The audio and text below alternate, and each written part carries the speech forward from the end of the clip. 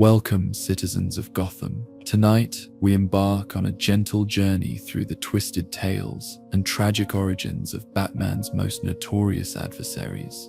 DC, as you settle into your comfortable space, let these stories of transformation, obsession, and the thin line between heroism and villainy carry you peacefully into slumber.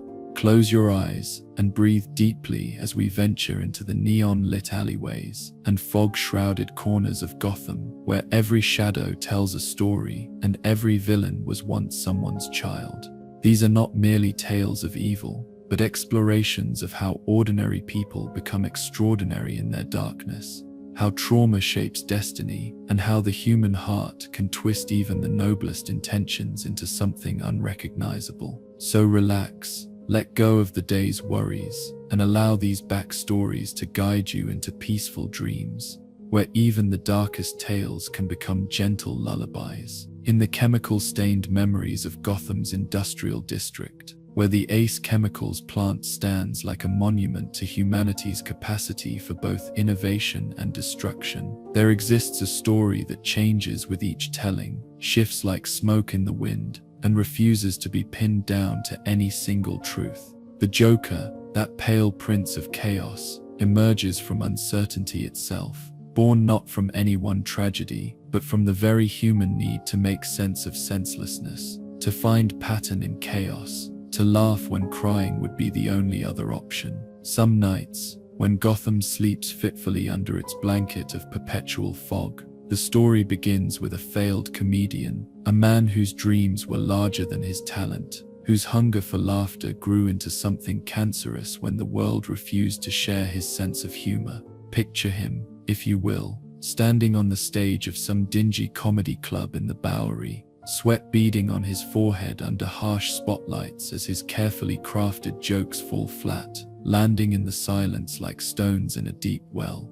The audience shifts uncomfortably, their discomfort feeding his desperation poisoning his delivery until even he can't tell where the performance ends and the genuine breakdown begins. His name, in this version of events, was never recorded by the papers, never carved into any headstone, never whispered in any prayer. He was one of thousands of dreamers who pour into Gotham each year like moths to a particularly dangerous flame, drawn by the promise of making it big in the city that never sleeps but dreams constantly of something better. He had a wife named Jeannie, they say, a woman who saw past his failures to the man underneath, who laughed at his jokes even when no one else would, whose love became the only applause he truly craved. The tragedy struck during one of Gotham's particularly harsh winters when the city's charity hospitals were overwhelmed and medical care became a luxury only the wealthy could afford.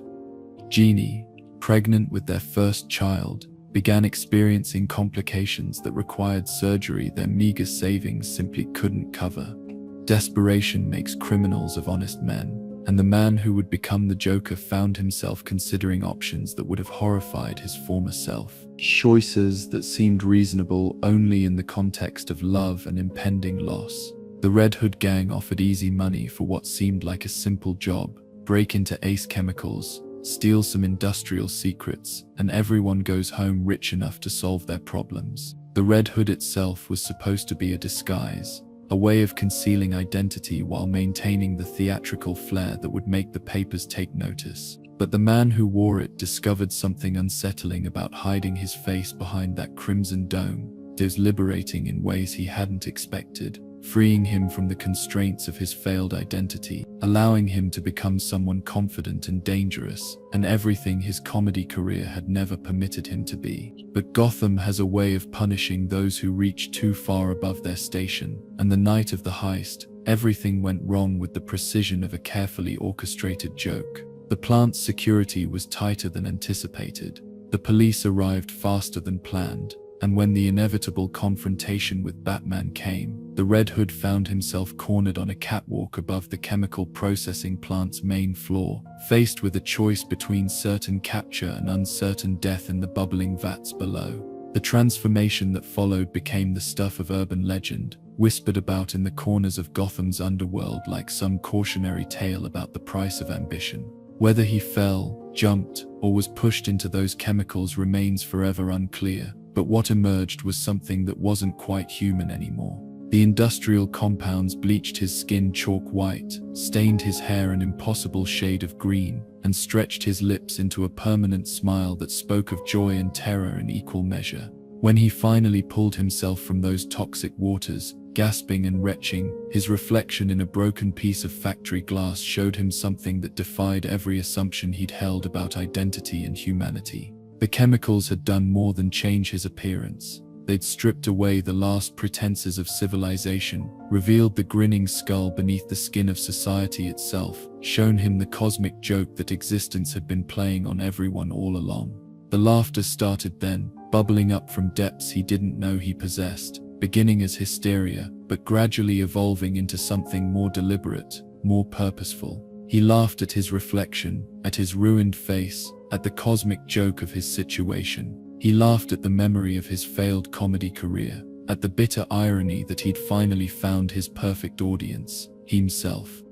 Most of all, he laughed at the realization that all his previous attempts at humor had been mere rehearsals for this moment, when life itself had become the ultimate joke and death the only possible punchline. The news of his wife's death reached him later, through channels both official and otherwise. The baby hadn't survived either. The very people he'd turned to crime to save had perished while he was being reborn in chemical fire, their deaths becoming the final piece of the puzzle that completed his transformation from failed comedian to clown prince of crime.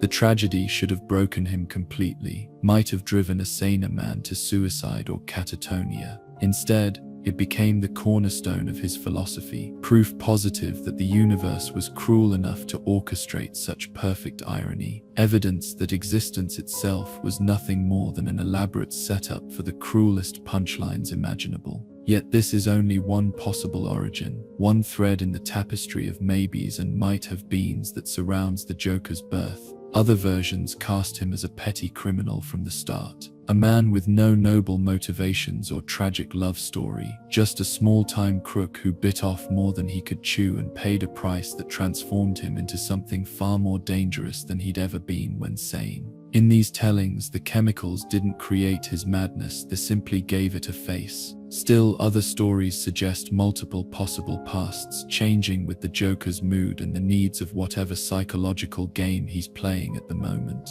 Today he might remember being a stand-up comic, tomorrow a chemical engineer driven mad by industrial accident, the day after a perfectly sane man who simply chose chaos as his philosophy. Each version feels true to him in the moment, and perhaps that's what makes him so terrifying, the complete absence of a fixed self, an identity as fluid as mercury and just as toxic to touch. In the deepest part of the night, when Gotham dreams fitfully of purple shadows and echoing laughter, perhaps the truth doesn't matter. Perhaps the Joker's greatest victory is making us complicit in our own uncertainty, forcing us to confront the possibility that identity itself is just another joke, and we're all waiting for the punchline. His origin story becomes our origin story, his madness a mirror reflecting our own capacity for chaos, his laughter an echo of the screams we keep locked away in the dark corners of our souls. As you drift deeper into sleep,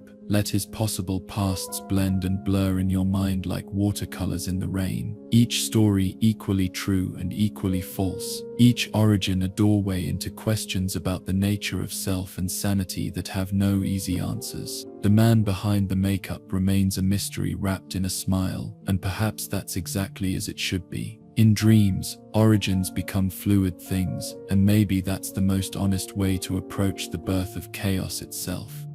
In the marble halls of Gotham's criminal justice system, where Lady Justice stands blindfolded, and the scales of law weigh guilt against innocence with mechanical precision, there once walked a man who believed absolutely in the power of good to triumph over evil. Harvey Dent, Gotham's White Knight, its shining district attorney who prosecuted the corrupt with evangelical fervor and defended the innocent with the passion of a true believer, represented everything the city aspired to become: minds clean, honest, incorruptible.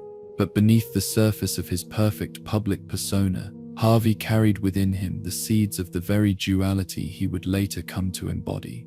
His childhood in the seedier districts of Gotham had been marked by violence and uncertainty, dominated by a father whose alcoholism manifested in unpredictable rages and arbitrary punishments. Christopher Dent was a man who loved and hated with equal intensity, who could shower his son with affection one moment and strike him down the next, depending on nothing more substantial than the toss of a coin. The coin itself became central to Harvey's earliest memories, a battered two-headed quarter that his father would flip before deciding whether his son deserved reward or punishment on any given day. The cruel irony, lost on the child but apparent to the adult he would become, was that both sides were identical, making every flip a predetermined outcome disguised as random chance. Young Harvey learned to read his father's moods, to anticipate violence, to prepare for disappointment, but the coin taught him something far more dangerous: that all decisions were ultimately arbitrary, that justice was a matter of perspective, that the line between good and evil was thinner than anyone cared to admit. These early experiences with arbitrary authority and random violence might have broken a weaker child, but Harvey channeled his trauma into an obsessive need for justice and order. He excelled in school not just academically but morally, becoming the student who reported cheaters, who stood up to bullies, who believed with religious fervor that rules existed for good reasons and that breaking them was a betrayal of everything civilization represented. His teachers saw promise. His classmates saw sanctimony. His father saw weakness that needed to be beaten out of him with increasing frequency and violence. The psychological pressure of maintaining his perfect public facade while managing his internal chaos created fault lines in Harvey's psyche that would remain invisible for decades. He developed what psychiatrists would later recognize as dissociative tendencies, an ability to compartmentalize traumatic experiences so completely that they seemed to belong to someone else entirely. The Harvey who excelled in law school and charmed voters during his political campaigns was genuinely different from the Harvey who woke up screaming from nightmares about his father's coin, who saw violence lurking behind every smile, who understood that civilization was just a thin veneer over the same arbitrary cruelty that had defined his childhood. His rise through Gotham's legal system was meteoric, and by all appearances entirely deserved. He prosecuted corruption cases that other attorneys avoided, took on organized crime figures that seasoned prosecutors feared to challenge, and built a reputation for incorruptible integrity that made him beloved by the press and trusted by the people. His partnership with Commissioner Gordon and the mysterious Batman created an informal triumvirate dedicated to cleaning up Gotham's streets, an alliance of law, order, and justice that seemed unstoppable. But Harvey's crusade against crime was also, unknowingly, a crusade against himself, an attempt to prove that the goodness he projected to the world was more real than the darkness he carried within. Every criminal he convicted was evidence that evil could be defeated. Every corrupt official he exposed was proof that justice could triumph. Every victory in court was a small defeat for the voice in his head that whispered that he was no different from the men he prosecuted, that his desire for justice was really a desire for revenge, that his hatred of criminals stemmed from his recognition of his own criminal potential. The psychological strain of maintaining this internal balance grew more intense as Harvey's profile rose and his cases became more dangerous. He began experiencing what he described to friends as episodes, periods of lost time, unexplained injuries, memories that felt like they belonged to someone else. His staff noticed mood swings, moments when their ordinarily composed boss would exhibit flashes of rage or cruelty that seemed completely out of character. His romantic relationships suffered as partners found themselves dealing with a man who could be charming and devoted one day, cold and distant the next, as if they were dating two different people who happened to share the same body. The case that would ultimately destroy him involved Sal Maroni, one of Gotham's most dangerous crime bosses and a man who understood that Harvey Dent represented an existential threat to everything he had built. Maroni had survived previous prosecutions through intimidation, bribery, and violence, but Harvey proved immune to all these traditional methods of influence. The district attorney's investigation was meticulous, his prosecution airtight, his moral authority unassailable. For perhaps the first time in his criminal career, Maroney faced the genuine possibility of spending the rest of his life in prison. The trial itself became a media sensation, a symbolic battle between the forces of law and the powers of corruption that had plagued Gotham for generations. Harvey prepared for it with obsessive thoroughness, knowing that a loss would not just free a dangerous criminal, but would validate every whisper that the system was too corrupt to be reformed. The case consumed him completely, becoming not just a professional obligation, but a personal crusade, a final proof that justice could triumph over chaos if good people were willing to fight hard enough for it. The attack came during what should have been the trial's climactic moment, as Harvey delivered his closing argument to a jury that seemed ready to convict. Maroney, facing certain defeat through legal means, chose instead to embrace chaos itself. The acid he threw at the prosecuting attorney had been concealed in a flask designed to look like a hip flask of liquor, passed to him by a corrupt bailiff who would later claim he thought it contained only water. The sulfuric acid struck Harvey on the left side of his face, destroying tissue and bone with chemical efficiency that made surgical intervention impossible. The pain was beyond description, beyond endurance, beyond anything that human consciousness was designed to process. But worse than the physical agony was the psychological impact of having his perfect facade literally dissolved, of becoming in reality the divided creature he had always been internally. The transformation from Harvey Dent to Two-Face wasn't instantaneous but gradual, a psychological collapse that paralleled the physical healing process. As surgeons worked to save what remained of his face, as skin grafts and reconstructive procedures tried to restore some semblance of human appearance, Harvey's mind fractured along lines that had been forming for decades. The Harvey who had believed in justice and order and the triumph of good over evil died in that courtroom, leaving behind something that was simultaneously more and less than human. Two-Face emerged from Harvey's destruction as both destroyer and victim, criminal and judge, chaos and order existing in permanent tension within the same skull. The scarred side of his face became a map of his internal damage, a visible representation of the psychological wounds that had always existed but had been hidden beneath the mask of respectability and moral certainty.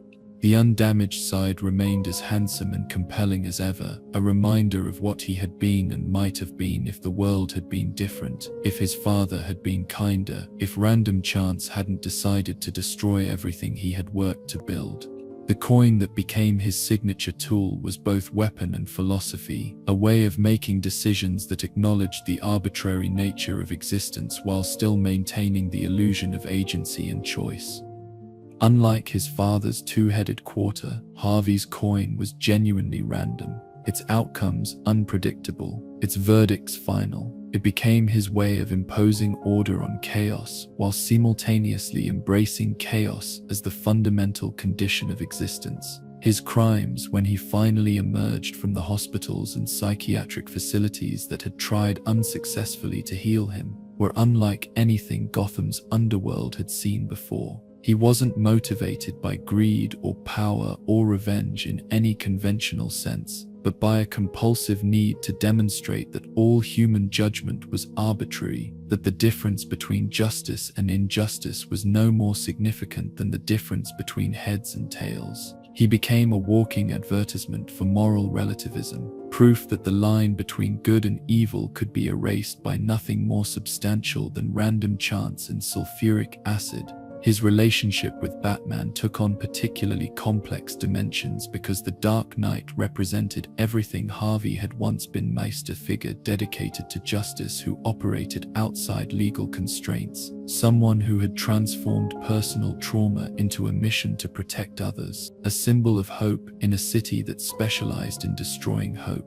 Their encounters became philosophical debates conducted through violence, arguments about the nature of justice and the possibility of redemption that neither could win because both were partially right. Batman saw in Two-Face the man Harvey had been and might still become, believing with characteristic stubbornness that healing was possible if the right combination of medical treatment and moral support could be provided. Two-Face saw in Batman a fellow victim of Gotham's capacity for destruction, someone who had simply chosen a different response to trauma, someone who would eventually understand that his mission was as arbitrary and meaningless as a coin flip in the grand scheme of cosmic indifference. In the quiet moments between his elaborate schemes, when the coin lay still in his scarred palm and the voices in his head achieved temporary ceasefire, Two-Face sometimes remembered what it felt like to believe in justice absolutely, to wake up each morning certain that the work he was doing mattered, that good and evil were real categories with genuine meaning. These memories brought him no comfort, only the recognition that his transformation had been as inevitable as gravity, that the seeds of his destruction had been planted in childhood and had simply taken decades to grow into the poison tree he had become.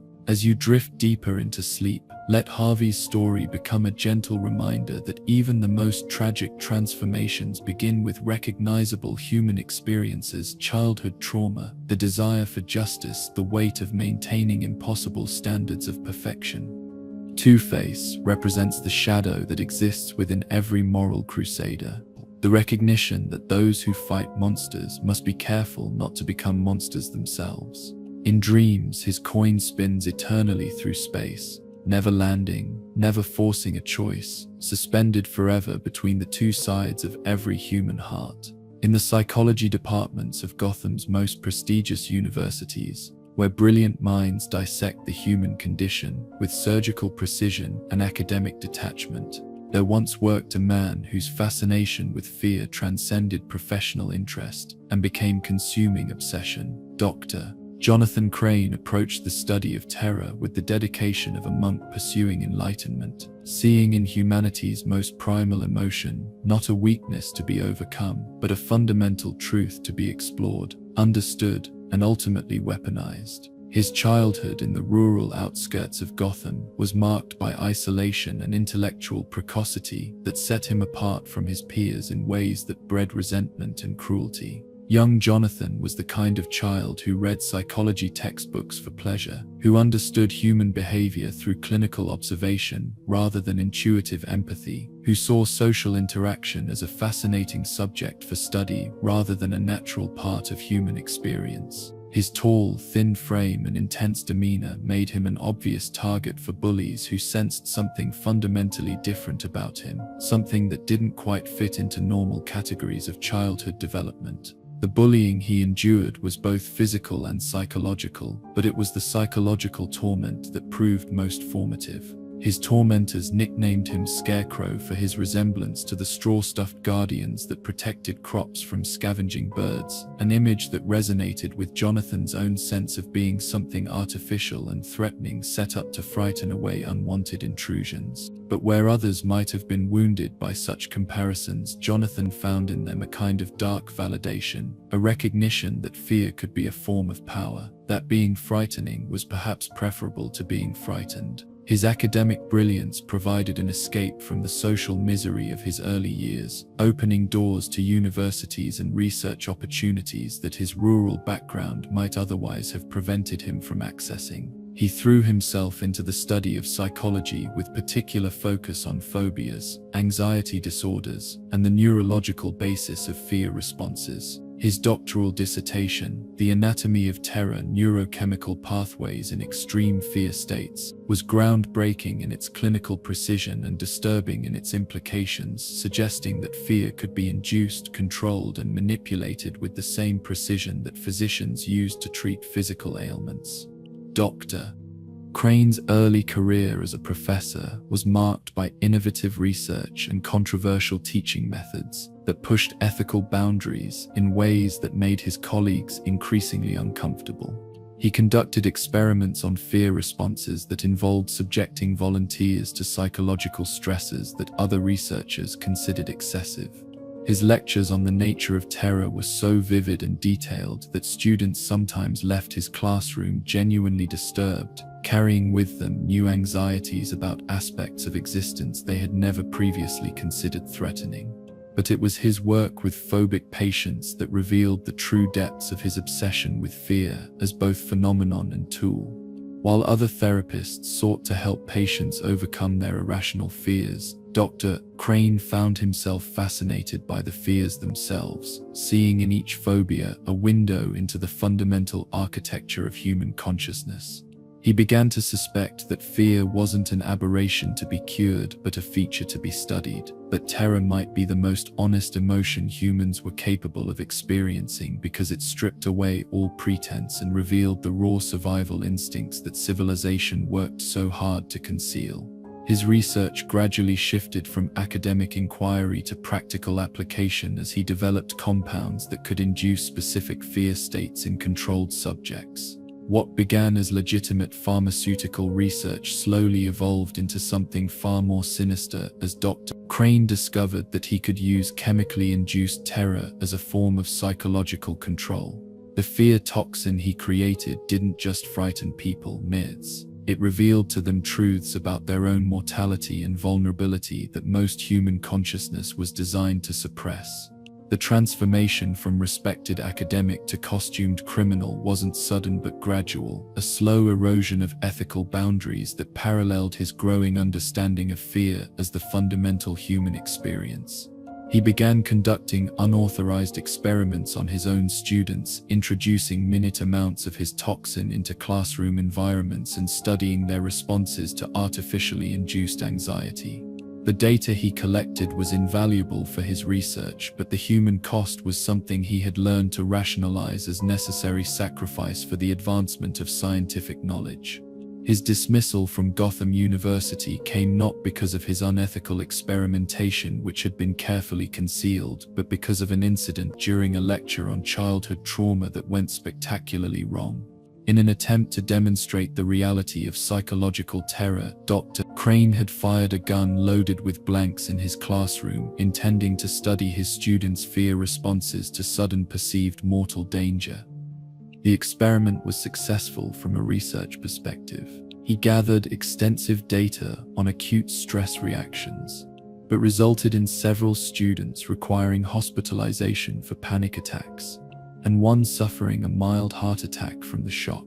The academic world's rejection of his methods forced Dr. Crane to seek new venues for his research, and he found in Gotham's criminal underworld a population of subjects perfectly suited to his needs.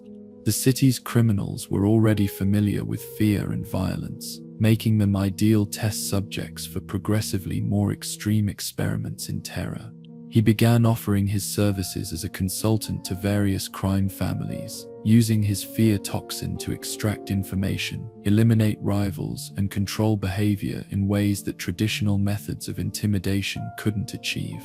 The adoption of the scarecrow persona represented both a psychological evolution and a return to his childhood identity as someone set apart from normal human society by his fundamental nature. The costume he created, a tattered suit stuffed with straw, a burlap mask stitched with crude features, and a wide-brimmed hat that cast his face in perpetual shadow, transformed him from Dr. Jonathan Crane into something that existed beyond human categories, a living embodiment of primal terror that tapped into fears older than civilization itself. The Scarecrow's methods were both brutally simple and psychologically sophisticated. The fear toxin he had perfected could induce terror so intense that victims lost the ability to distinguish between reality and hallucination, between rational response and panic-driven behavior. But more insidiously, the compound revealed to its victims the fears they carried within themselves, forcing them to confront anxieties and terrors they had spent lifetimes trying to suppress or ignore. His crimes weren't motivated by conventional goals like wealth or power, but by his ongoing research into the nature of fear itself. Each victim became a case study, each terror-induced breakdown provided data for his larger project of mapping the complete architecture of human anxiety. He was conducting the ultimate psychological experiment, using an entire city as his laboratory and its citizens as unwilling subjects in his investigation of humanity's relationship with its own mortality. The encounters with Batman added new dimensions to his research because the Dark Knight represented someone who had transformed fear into a weapon, who used terror as a tool for justice rather than chaos. Their confrontations became a form of mutual analysis, with the Scarecrow trying to understand how someone could master fear so completely, while Batman sought to comprehend how someone could become so consumed by terror that they lost their humanity entirely. The Scarecrow's greatest discovery, and perhaps his greatest horror, was that fear could be addictive, that some people became dependent on the intense emotional states that terror provided. He found that victims who survived exposure to his toxins sometimes sought out frightening experiences, as if normal emotional states had become too mild to register after they had experienced ultimate terror. This suggested that fear might not just be a survival mechanism, but a fundamental component of consciousness itself, something that defined human experience as surely as love or hope or any other emotion society considered more noble. In his quieter moments, when the chemical smell of his laboratory gave way to the silence of Gotham's nights, the Scarecrow sometimes reflected on the irony that his greatest expertise was in something he himself seemed incapable of truly experiencing. His understanding of fear was intellectual rather than emotional, clinical rather than personal. He could induce terror in others with scientific precision, but he remained curiously detached from the emotion itself, observing it in his victims like an entomologist studying insects. This detachment was both his greatest strength as a researcher and his greatest weakness as a human being. It allowed him to conduct experiments that more empathetic individuals would find impossible to perform, but it also cut him off from the very humanity he was studying. He became a scholar of an emotion he could analyze but not feel, an expert in an experience that remained fundamentally alien to his own consciousness. His legacy in Gotham's criminal underworld was the demonstration that psychological terror could be more effective than physical violence, that fears of the mind could be more crippling than injuries to the body. He had shown that everyone carried within themselves the seeds of their own destruction, that terror wasn't something imposed from outside, but something that existed within every human consciousness, waiting for the right catalyst to bloom into overwhelming panic. As you settle deeper into sleep, let Dr. Crane's story become a gentle reminder that knowledge without wisdom, intelligence without empathy, can lead even brilliant minds down paths that destroy both themselves and others. The Scarecrow represents the shadow of academia, the danger of treating human suffering as data to be collected rather than experience to be understood. In dreams, his research continues in realms where fear has no power, where understanding brings peace rather than terror, where even the darkest knowledge can be transformed into gentle wisdom that guides us toward rest rather than anxiety. In the ornate mansions of Gotham's most exclusive neighborhoods, where old money whispers through oak-paneled rooms and society's elite gather to discuss matters of import behind doors guarded by generations of tradition, there once lived a child whose physical appearance marked him as different from birth, whose destiny was shaped by the cruelty of those who should have protected him, and whose response to rejection would transform him into one of Gotham's most sophisticated and dangerous criminals. Oswald Chesterfield Cobblepot entered the world already bearing the burden of expectations that would prove impossible to fulfill. The Cobblepot family had been part of Gotham's aristocracy for generations, their wealth built on shipping and real estate investments that had grown with the city itself.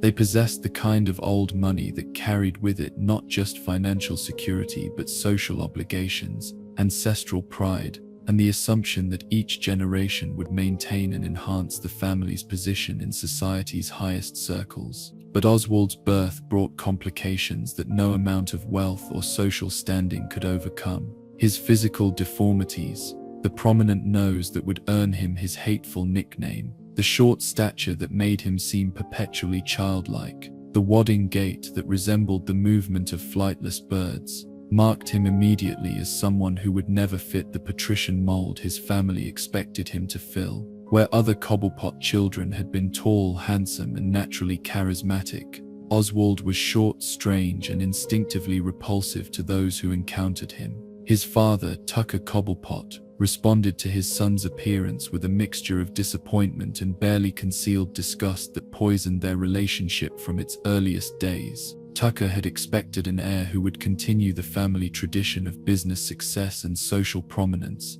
someone who could marry well, produce respectable grandchildren, and ensure that the Cobblepot name remained synonymous with wealth and influence. Instead, he found himself the father of a child whose very existence seemed to mock everything the family represented. The rejection from his father was painful, but it was the treatment Oswald received from his siblings and extended family that truly shaped his character. His brothers and cousins, all blessed with conventional attractiveness and natural social skills, treated him not with cruelty but with something worse: indifference. They excluded him from their games, their conversations, their plans for the future, not out of malice but because his presence made them uncomfortable in ways they couldn't articulate. He became invisible in his own family, present but not acknowledged, tolerated but never truly accepted. Only his mother, Miranda Cobblepot, showed him genuine affection, but her love came with conditions that proved ultimately more damaging than his father's rejection. She dressed him in elegant clothing that emphasized rather than concealed his physical peculiarities, insisted that he learn the social graces that his appearance made impossible to deploy effectively, and maintained the fiction that he could overcome his disadvantages through proper breeding and education. Her love was real but delusional, based on the mother she wished he could be rather than the child he actually was. The nickname Penguin began at the exclusive private school where the Cobblepot family sent their children, a prestigious institution where Gotham's elite prepared their offspring for lives of privilege and influence. Oswald's classmates, products of the same aristocratic breeding that had produced generations of Cobblepots, possessed an instinctive cruelty that allowed them to identify and exploit weakness with surgical precision. They nicknamed him Penguin not just for his appearance but for his inability to fly, his failure to rise above his circumstances despite possessing all the advantages that wealth and social position could provide. The bullying he endured was both physical and psychological, but it was the social isolation that proved most formative. His classmates didn't just mock his appearance, they excluded him from the networks of friendship and alliance that would define their adult relationships. He learned to eat lunch alone, to walk to classes without companions, to participate in school activities as a perpetual outsider whose presence was tolerated but never welcomed. The experience taught him that social acceptance was something that could be purchased but never truly earned, that belonging was a privilege reserved for those who met arbitrary standards of acceptability. His academic performance was exemplary, partly from natural intelligence but mostly from having nothing else to occupy his time and attention. While his classmates formed friendships and romantic relationships, Oswald buried himself in books, learning everything he could about history, politics, economics, and human psychology. He became particularly fascinated by stories of underdogs who had overcome disadvantages to achieve power and influence, studying the methods by which unpromising individuals had transformed themselves into forces that shaped their societies. The transformation from rejected aristocrat to criminal mastermind began during his college years, when Oswald finally escaped the suffocating environment of his family's expectations and began to explore what kind of person he might become if freed from the obligation to fulfill their dreams for his future. At university, he discovered that his intelligence, sophisticated tastes, and access to family wealth made him interesting to classmates who cared less about physical appearance than about wit, influence, and the ability to provide access to exclusive experiences. But his newfound social acceptance came with the recognition that it was conditional, based on what he could provide rather than who he was as a person. His relationships were transactional rather than genuine, built on mutual advantage rather than authentic affection. The realization didn't embitter him so much as clarify his understanding of how human society actually functioned beneath its veneer of politeness and moral principle. He learned that loyalty could be purchased, that friendship was a luxury that most people couldn't afford, that power was the only currency that truly mattered in human relationships. His entry into Gotham's criminal underworld was gradual and sophisticated, beginning with seemingly legitimate business ventures that operated in legal gray areas and slowly expanding into more explicitly illegal activities. Geneva, that loyalty could be purchased, that friendship was a luxury that most people couldn't afford, that power was the only currency that truly mattered in human relationships. He used his family connections and social standing to establish himself as someone who could move between the world of respectable society and the underground economy that actually kept the city functioning. His clubs and restaurants became meeting places where politicians, businessmen, and criminals could conduct transactions that benefited all parties while maintaining plausible deniability. The Penguin persona he eventually adopted represented both an embrace of the identity that had been forced upon him and a transformation of that identity into something powerful and dangerous. Where others had used the nickname to diminish him, he made it into a brand, a symbol of sophisticated criminality that commanded respect through a combination of intelligence, ruthlessness, and style. He became the gentleman of crime, someone who could order executions while maintaining impeccable manners, who could destroy lives while remaining charming and urbane. His criminal empire was built on the understanding that Gotham's elite were no more moral than its street criminals, just more hypocritical about their methods and motivations. He provided services that allowed respectable citizens to engage in disreputable activities while maintaining their social standing, creating a network of mutual dependency that made him simultaneously valuable and dangerous to everyone who dealt with him. His nightclubs became neutral territory where deals could be made and disputes resolved without the messiness of open warfare. The sophistication of his operations reflected both his aristocratic upbringing and his understanding of how power actually functioned in modern society. He didn't need to be physically intimidating because he could destroy enemies through financial manipulation, social ostracism, and the selective revelation of embarrassing secrets. His weapons were information, influence, and the ability to move between different social circles with equal facility, understanding the motivations and weaknesses of everyone from street criminals to city councilmen. His relationship with Batman represented a particularly complex dynamic, because the Dark Knight came from the same social stratum that had rejected Oswald so completely in his youth. Batman represented everything that Oswald had been denied: physical prowess, moral authority, social acceptance, the admiration of those whose approval he had always craved. Their confrontations became opportunities for Oswald to demonstrate that he had transcended his origins, that he had become more dangerous than those who had been born with advantages he had been forced to earn through intelligence and determination. But beneath his sophisticated criminal persona, the pain of his early rejection remained fresh and motivating. Every success in his criminal enterprises was partly revenge against those who had dismissed him as unworthy of attention or respect. Every act of cruelty or violence was partly an assertion of the power he had been denied in his youth.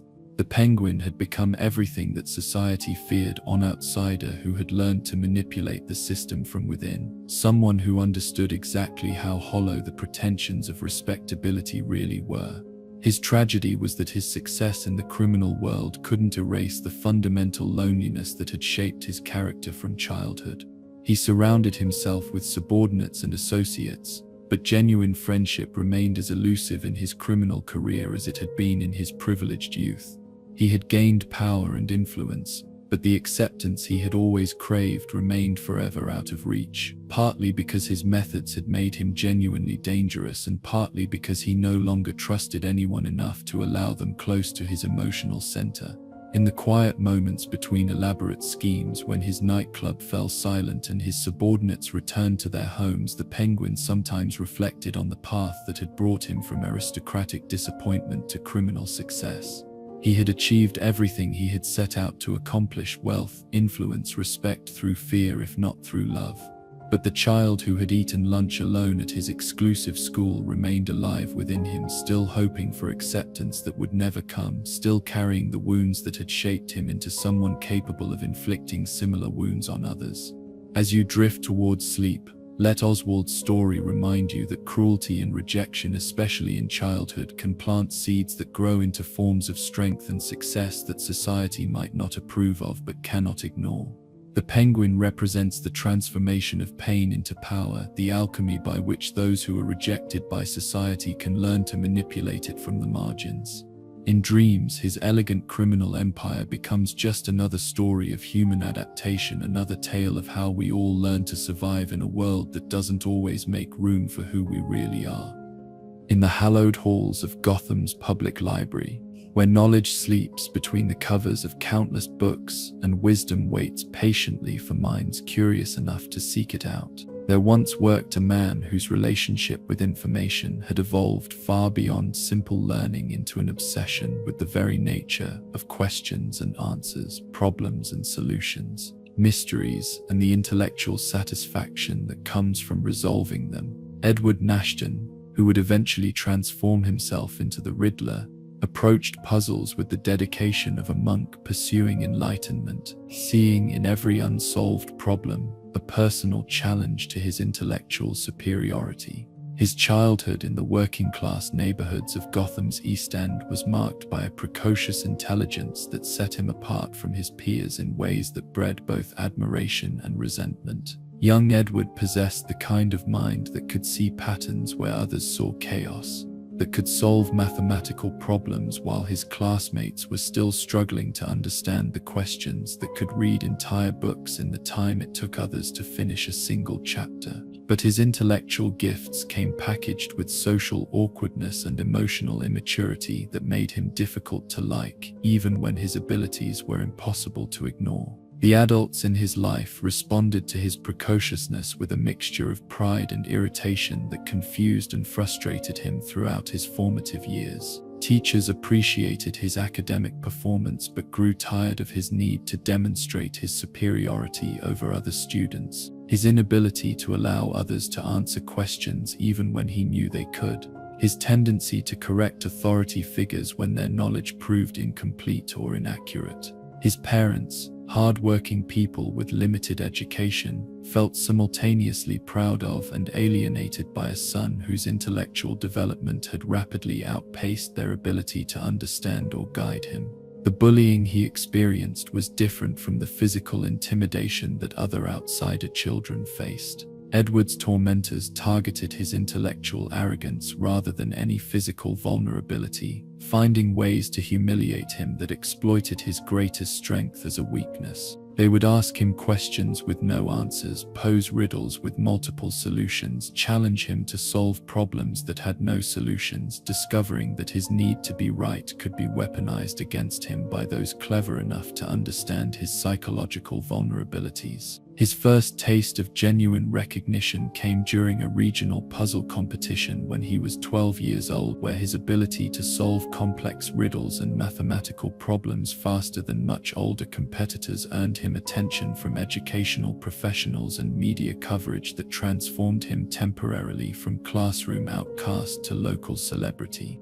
The experience of being valued for his intelligence rather than dismissed for his social awkwardness was intoxicating, providing him with the first clear vision of what his life might become if he could find environments where his mental abilities were appreciated rather than resented. QTU, experience of being valued for his intelligence rather than dismissed for his social awkwardness was intoxicating, providing him with the first clear vision of what his life might become if he could find environments where his mental abilities were appreciated rather than resented. But the competition also revealed the dark side of his need for intellectual validation. When faced with a particularly challenging puzzle that took him longer to solve than he expected, Edward experienced something approaching panic, a terror that his identity as the smartest person in any room might be challenged or disproven. The possibility of being wrong, of failing to solve a problem, of discovering that someone else might be more intelligent than him, struck him as more than just disappointment. It felt like existential threat to everything he understood about himself and his place in the world. His academic career was brilliant but troubled, marked by achievements that should have brought satisfaction, but instead only increased his need for more complex challenges and more complete recognition of his intellectual superiority. He graduated valedictorian from high school, earned a full scholarship to Gotham University, and completed degrees in mathematics, computer science, and psychology with academic honors that should have opened doors to prestigious careers in research or academia. But his arrogance and inability to work collaboratively made him unsuitable for most professional environments that required teamwork or subordination to intellectual authority.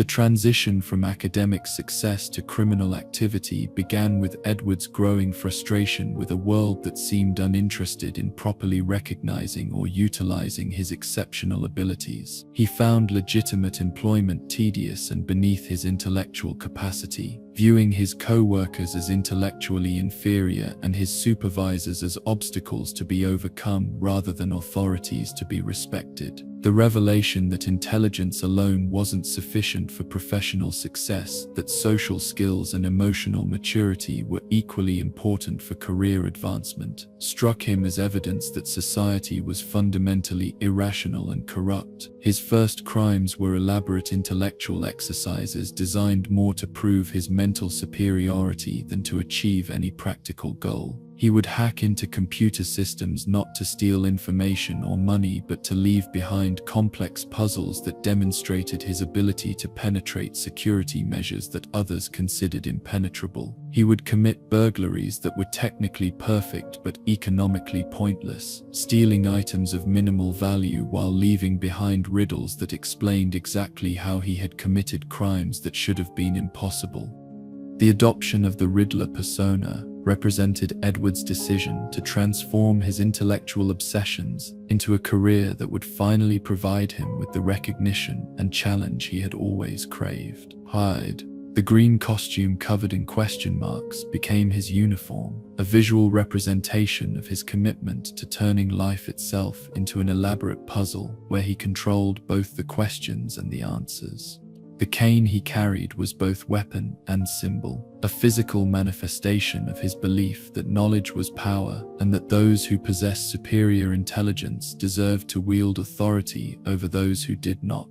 His criminal methodology was unlike anything Gotham's law enforcement had encountered before. Where other criminals tried to avoid attention and minimize the chances of being caught, the Riddler actively courted investigation, leaving behind clues that were simultaneously helpful and misleading, providing law enforcement with information that was accurate but incomplete, challenging his opponents to intellectual competitions that he was confident he would win. His crimes became performances designed to demonstrate his mental superiority, while simultaneously proving that even his opponent's best efforts were inadequate to match his capabilities. The riddles he left at crime scenes served multiple psychological functions beyond simple intellectual showmanship.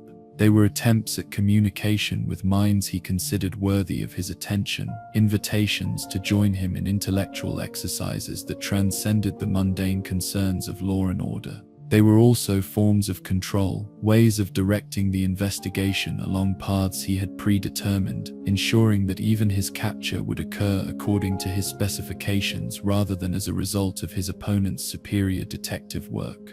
His relationship with Batman proved particularly complex because the Dark Knight represented someone who could match his intellectual abilities while maintaining moral principles that Edward had abandoned in favor of personal aggrandizement.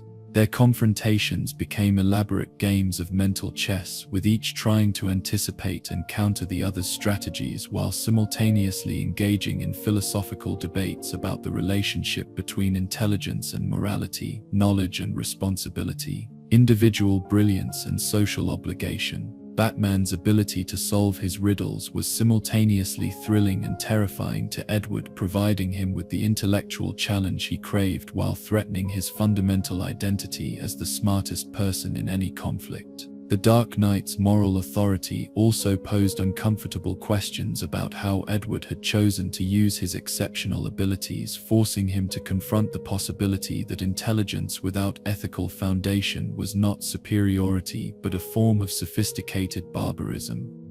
The psychology of his riddle obsession. revealed deeper needs than simple intellectual validation. Each puzzle he created was both barrier and bridge, a way of simultaneously hiding from and reaching out to others. The riddles kept people at a distance, ensuring that they could only approach him on his intellectual terms. But they also represented desperate attempts at communication, efforts to find someone who could understand not just his answers, but the questions that drove him to seek those answers in the first place. His greatest triumph and greatest tragedy was the recognition that his intelligence, while genuinely exceptional, was not as unique or as valuable as he had always believed.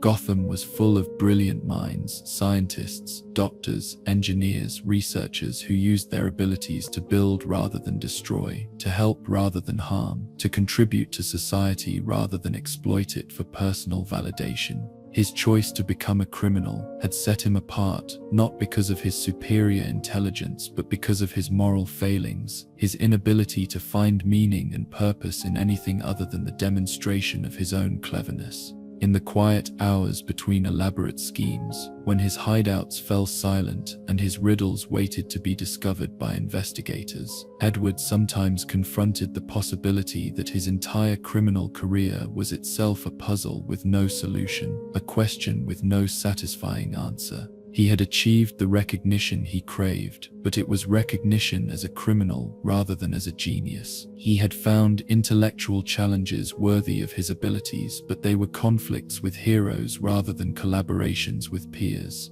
He had proven his mental superiority repeatedly, but the victories felt hollow because they were won against opponents who were constrained by moral principles he had abandoned. The riddle of his own existence, what it meant to be intelligent in a world that seemed to value other qualities more highly, how to find purpose and meaning when one's greatest gifts seemed suited primarily for antisocial activities, whether intellectual superiority carried with it any moral obligations or social responsibilities, remained unsolved despite decades of criminal activity, designed to explore these questions through action rather than contemplation. As you settle into sleep, let Edward's story become a gentle reminder that intelligence without wisdom, knowledge without compassion, can lead even brilliant minds down paths that isolate them from the very connections they seek. The Riddler represents the shadow of academia and intellectualism, the danger of confusing cleverness with wisdom, of mistaking the ability to solve puzzles for the capacity to understand life. In dreams, his riddles become simple wordplay, his complex schemes transform into children's games, and even the most challenging questions find peaceful resolution in the quiet wisdom of rest.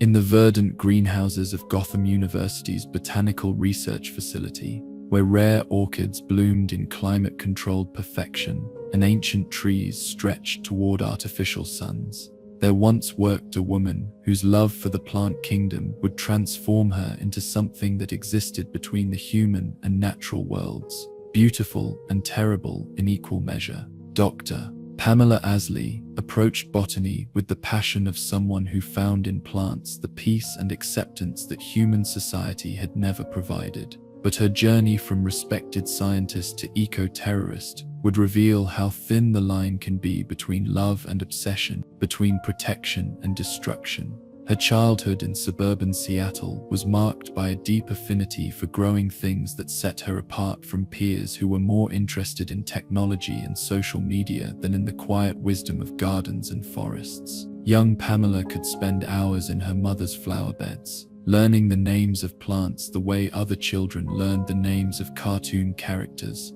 understanding their needs and growth patterns with an intuition that seemed almost supernatural. Her parents, busy professionals who appreciated her quiet hobbies, encouraged her interests without fully understanding the depth of her connection to the botanical world. The isolation she experienced during her school years wasn't the result of bullying or social rejection, but of a fundamental difference in priorities and interests that made meaningful friendships difficult to establish. While her classmates were navigating the complex social dynamics of adolescence, Pamela was discovering the elegant simplicity of photosynthesis, the chemical poetry of plant reproduction, the ancient wisdom encoded in root systems and leaf patterns. She found in plants a form of communication that didn't require words, a relationship based on care and attention rather than judgment and competition. Her academic excellence in biology and chemistry opened doors to research opportunities that allowed her to pursue her botanical interests at the highest levels of scientific inquiry.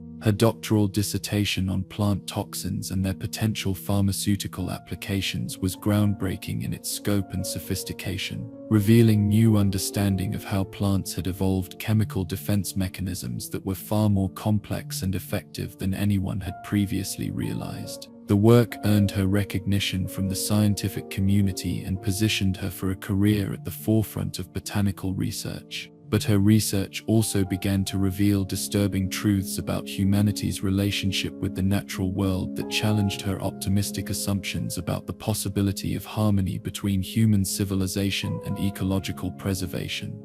The more she learned about plant intelligence and communication, about the intricate interdependencies that sustained natural ecosystems, about the devastating impact of human activity on botanical diversity, the more she began to question whether her own species deserved the dominance it had claimed over the planet. The transformation from respected scientist to radical eco-activist began with her work for a pharmaceutical company that was developing new drugs based on compounds derived from rare tropical plants. Isley initially saw this as an opportunity to demonstrate the practical value of botanical conservation, to show that preserving plant species could benefit human health while protecting irreplaceable genetic resources. But she gradually discovered that the company was more interested in exploiting plant-derived compounds than in protecting the ecosystems that produced them. The betrayal that would change her forever came from her research partner and romantic interest, Dr. Jason Woodrue, who had been conducting unauthorized experiments that combined her botanical toxin research with his own work on human genetic modification. Woodrue saw in Pamela's discoveries the possibility of creating human-plant hybrids that could survive in environments that climate change was making increasingly hostile to normal human biology. His vision was of evolutionary adaptation rather than ecological preservation, transformation rather than conservation. The experiment that created poison ivy involved exposing Dr. Isley to a carefully designed cocktail of plant toxins, growth hormones, and genetic modification compounds that were intended to grant her immunity to botanical poisons while enhancing her ability to communicate with and control plant life. Woodrue presented the experiment as a voluntary partnership in revolutionary research, but the consent he obtained was based on incomplete information about the risks and irreversible nature of the transformation he was proposing. The physical and psychological changes that followed were more dramatic than either scientist had anticipated. The toxins didn't just grant Pamela immunity to plant poisons, they fundamentally altered her biology, making her skin toxic to human touch, changing her blood chemistry to more closely resemble plant sap, and creating neural pathways that allowed her to sense and influence plant behavior in ways that defied conventional understanding of biology. She became something new, a hybrid creature that belonged fully to neither the human nor the plant kingdom. But the most profound transformation was psychological and philosophical. The enhanced connection to plant life that the experiment had granted her came with an overwhelming awareness of the pain and destruction that human civilization was inflicting on the botanical world. She could feel the death of forests, the poisoning of soil, the extinction of species with an intensity that made normal human concerns seem trivial and selfish. The suffering of the plant world became her suffering, their destruction her personal trauma. The emergence of poison ivy as an eco-terrorist was both revenge against those who had betrayed her trust and a desperate attempt to protect a natural world that could no longer protect itself. Her early crimes targeted the pharmaceutical company that had transformed her, the researchers who had collaborated in her mutation, and the corporate executives who had prioritized profit over ecological responsibility. But her vendetta gradually expanded to encompass all forms of human activity that she perceived as threatening to plant life. Her methods combined scientific sophistication with natural weaponry in ways that made her uniquely dangerous to human opponents. The toxins she could produce through her modified skin chemistry were precisely calibrated to achieve specific effects: paralysis, hallucinations, death, depending on her intentions and the level of threat she perceived. Her ability to control plant growth allowed her to turn any garden or forest into an extension of her will, creating armies of thorns and vines that could capture or kill with equal efficiency. But her most insidious weapon was her enhanced pheromone production, which allowed her to influence human behavior through chemical manipulation that bypassed rational thought and moral restraint. Her kiss could kill or control, making every potential romantic encounter a form of predation that eliminated the possibility of genuine human connection. She became a creature who could inspire love but could never safely return it, who could command devotion but could never trust the authenticity of the emotions she inspired.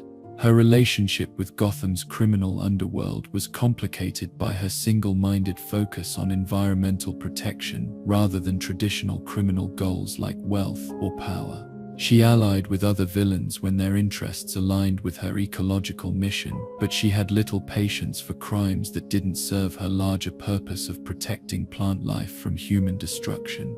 Her environmental crusade made her simultaneously more and less dangerous than conventional criminal, more dangerous because her cause was genuinely noble, less dangerous because her targets were limited to those she perceived as ecological threats.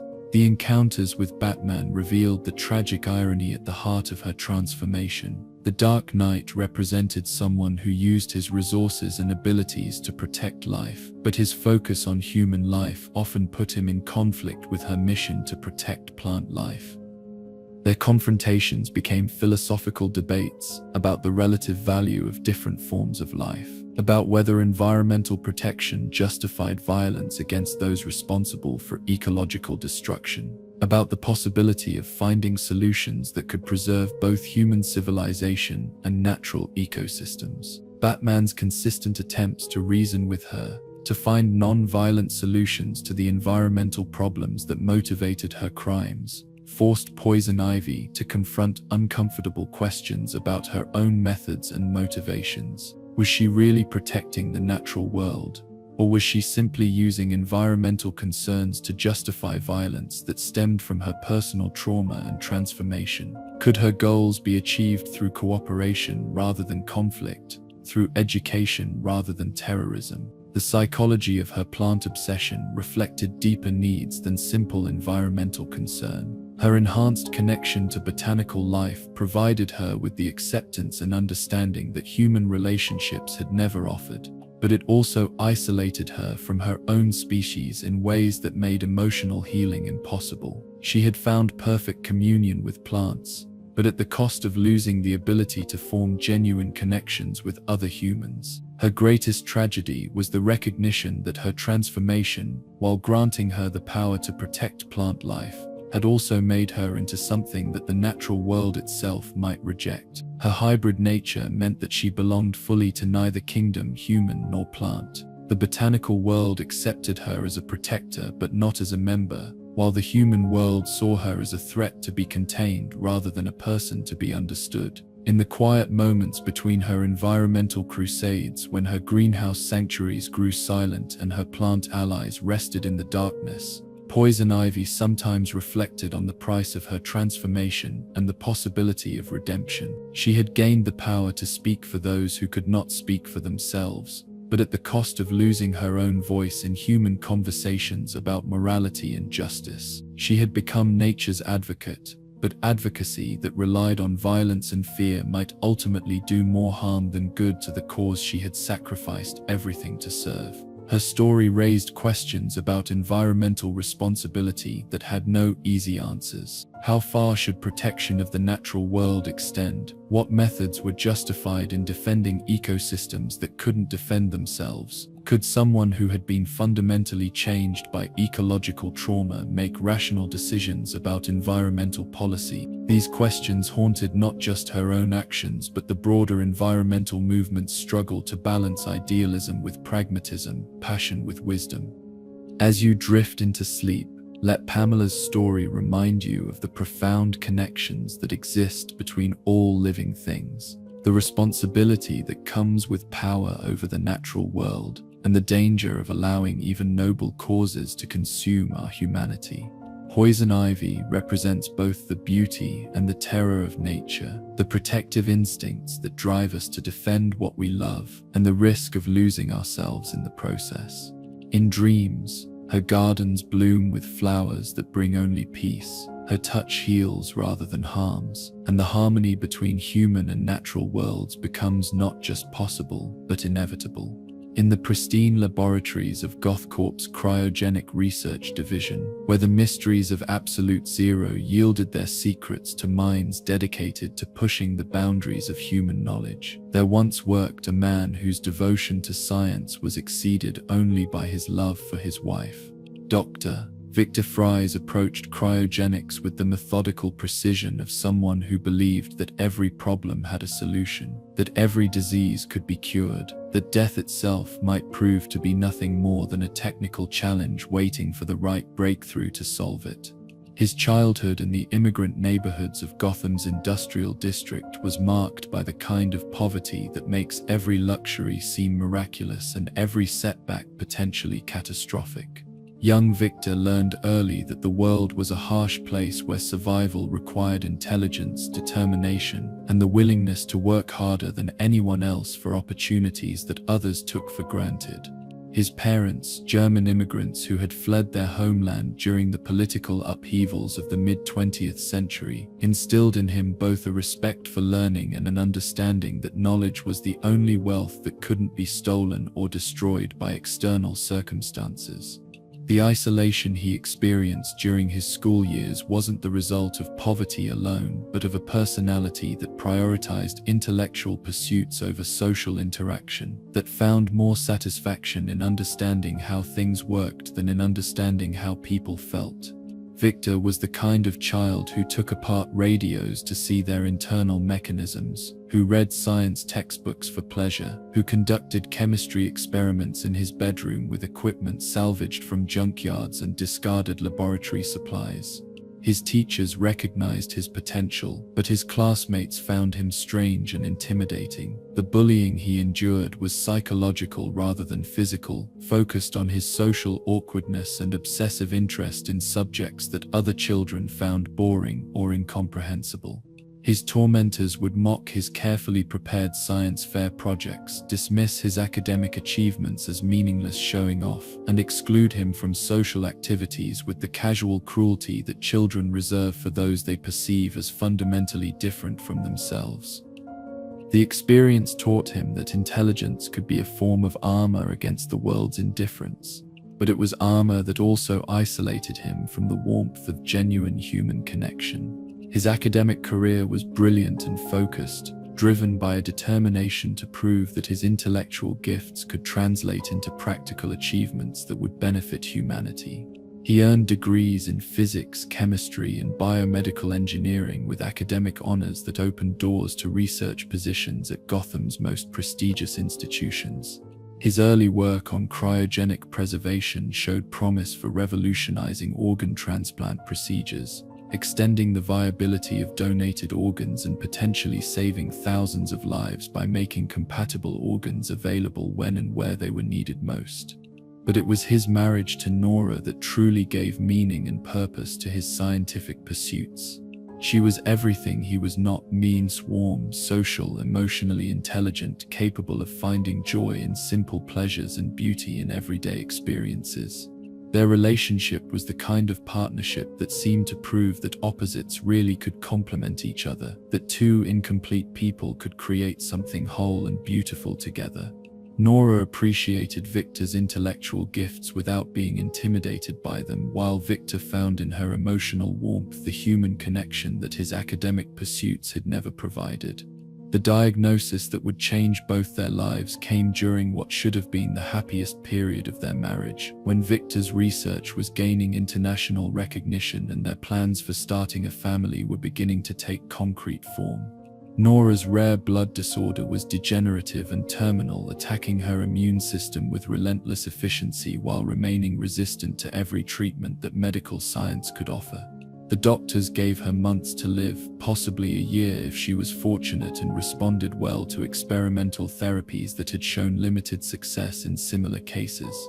Victor's response to the diagnosis was characteristic of his personality. He refused to accept defeat, refused to believe that any problem was truly unsolvable, refused to consider the possibility that his wife might die simply because current medical knowledge was inadequate to save her. He threw himself into research with obsessive intensity, working 18-hour days in his laboratory, exploring every possible avenue for treatment, cure, or at least the preservation of life until medical science could catch up with the challenge her condition presented.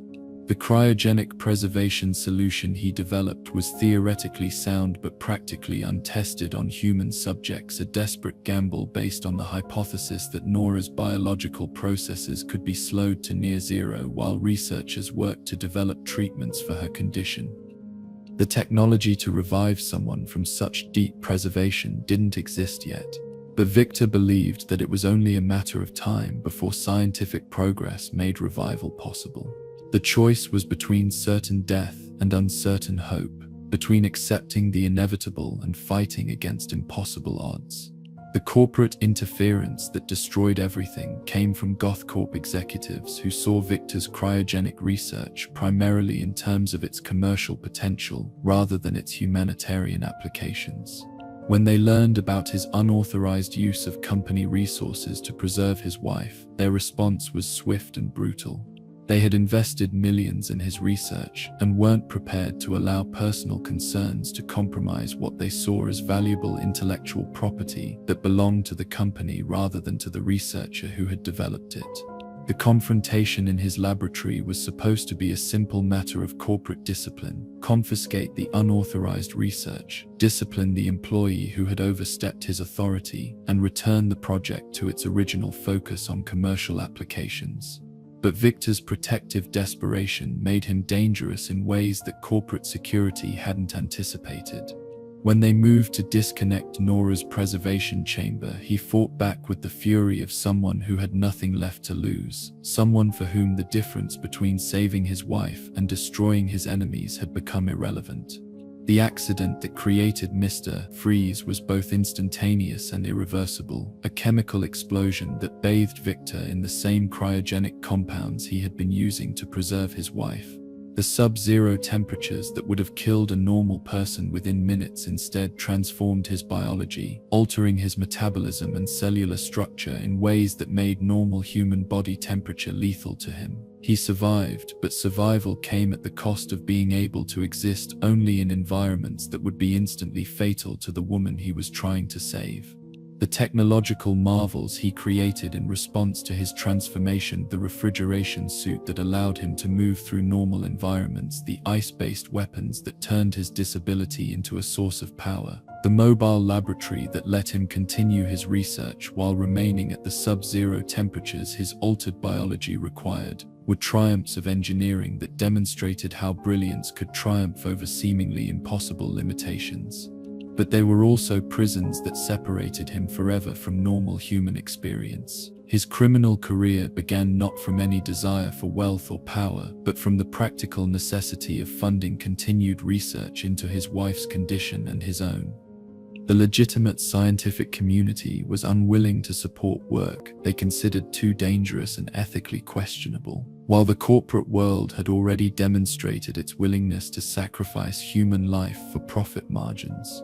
Crime became his only option for obtaining the resources and equipment necessary to continue working toward the dual goals of reviving Nora and finding a cure for the condition that had necessitated her preservation. His methods were clinical and precise, marked by the same attention to detail that had characterized his legitimate research. He targeted institutions and individuals who possessed resources he needed for his work, planned his operations with scientific methodology that minimized variables and maximized the probability of success, and executed his crimes with technological sophistication that made conventional law enforcement responses inadequate. His freeze ray wasn't just a weapon but a tool that could incapacitate opponents without killing them, reflecting his fundamental disinterest in violence for its own sake. The encounters with Batman revealed the tragic irony at the heart of his transformation. The Dark Knight represented someone who had also lost loved ones to violence but had channeled that loss into a mission to protect others from similar tragedies. Their confrontations became debates about the relationship between personal loss and social responsibility, about whether grief justified antisocial behavior, about the possibility of finding meaning and purpose in a world that seemed designed to destroy everything we hold dear. Batman's attempts to help him find legal alternatives to his criminal activities forced Mr. Freeze to confront uncomfortable questions about his own motivations and methods. Was he really trying to save his wife, or was he simply unable to accept the reality of loss? Could his goals be achieved through cooperation with legitimate authorities, or had his transformation made him too dangerous for normal society to accept? Did his love for Nora justify the harm he caused to others, or had his grief transformed him into something that she herself would reject if she were conscious to judge his actions? The psychology of his preservation obsession reflected deeper truths about human responses to mortality and loss. His refusal to let Nora die, his determination to preserve her until medical science could catch up with her needs, his belief that love could triumph over death through the application of sufficient intelligence and technology. All of these represented both admirable dedication and a form of denial that prevented him from processing his grief in healthy ways. His greatest triumph and greatest tragedy was the recognition that his transformation had made him into something that Nora could never safely love in return. Even if he succeeded in reviving and curing her, his own altered biology meant that physical contact between them would be lethal to one or both of them. He had gained the power to preserve life, but had lost the ability to participate fully in the life he was trying to save. In the quiet hours between elaborate heists, when his ice-bound lair grew silent and his equipment hummed with the sounds of mechanical preservation, Mr. Freeze sometimes contemplated the possibility that his mission was not rescue but penance, not salvation but self-punishment for having failed to protect the person he loved most. Perhaps his crimes weren't really about saving Nora, but about creating a world cold enough to match the emptiness that her loss had created within him. The questions his story raised about love, loss, and the limits of human control over mortality had no easy answers. How far should we go to preserve the lives of those we love? What sacrifices are justified in the name of preventing loss? Can devotion become obsession, and if so, how do we recognize when love has transformed into something destructive rather than protective? These concerns haunted not just his own actions, but anyone who had ever faced the possibility of losing someone irreplaceable. As you settle into peaceful sleep, let Victor's story remind you that love itself can become a form of prison, that the desire to protect those we care about can transform us in ways we never intended, that sometimes the greatest act of love is learning to let go. Mr. Freeze represents both the nobility and the tragedy of absolute devotion, the beauty of refusing to accept defeat and the danger of refusing to accept reality. In dreams, his ice becomes gentle snow, his preservation technologies become instruments of healing, and the love that drove him to extremes finds expression in ways that warm rather than freeze the human heart. In the shadow-draped alleyways of Gotham's East End, where neon signs cast fractured rainbows on rain-slicked pavement and survival depends on reflexes, cunning, and the ability to navigate moral gray areas with feline grace, there lived a woman whose relationship with law and order would prove as complex and contradictory as the city itself. Selina Kyle's transformation into Catwoman represented not a fall from grace but an evolution toward authenticity, a journey from victim to survivor to something that existed beautifully between heroism and villainy. Her childhood in the roughest neighborhoods of Gotham was marked by abandonment and institutional failure that taught her early that society's promises of protection and care were often empty rhetoric that bore little resemblance to lived reality. Selina's parents disappeared when she was barely old enough to remember their faces, leaving her and her younger sister Maggie to navigate Gotham's overwhelmed foster care system, where good intentions collided with bureaucratic limitations and inadequate resources to create an environment that was supposed to nurture children, but often simply warehoused them until they aged out of the system's responsibility. The group homes and foster families that housed her during her formative years were places where survival required skills that weren't taught in any curriculum. How to become invisible when authority figures were in bad moods, how to protect resources from those who would take them, how to distinguish between adults who genuinely cared about children's welfare and those who were simply collecting government payments for providing minimal supervision. Selina learned to trust her instincts over official promises, to rely on her own abilities rather than institutional protection, to understand that rules were often written to benefit those who wrote them rather than those who were expected to follow them. The separation from her sister Maggie, caused by administrative decisions that prioritized paperwork efficiency over keeping siblings together, taught Selina that the people responsible for her welfare were capable of cruelty disguised as policy, that bureaucratic indifference could be more devastating than active malice. The loss of her last family connection at such a vulnerable age created in her a fierce independence that would define her adult relationships and criminal career, a determination never again to depend on others for survival or happiness or security. Her teenage years were spent learning to navigate Gotham's streets with the kind of education that no classroom could provide. She discovered that the city operated according to unwritten rules that had little to do with the official laws, that power belonged to those who could take and hold it rather than those who had been granted it through legitimate channels, that survival often required moral flexibility that the privileged could afford to condemn but the desperate couldn't afford to avoid. The skills she developed during this period, acrobatic ability that let her move through urban environments with supernatural grace, lock-picking and burglary techniques that opened doors both literal and metaphorical, the ability to read human psychology and manipulate social situations to her advantage were partly natural talent and partly desperate necessity. Selina discovered that she possessed physical abilities that bordered on the superhuman reflexes and agility that seemed almost feline in their precision and fluidity. Her first encounters with Gotham's criminal underworld came not from any desire to join it, but from the practical necessity of surviving in environments where traditional employment wasn't available to someone with her background and lack of conventional credentials. She worked as muscle for small-time criminals, as a lookout for organized crime operations, as a courier for information and materials that couldn't be trusted to legitimate delivery services. The work was dangerous but educational, teaching her how criminal enterprises functioned and where their vulnerabilities lay.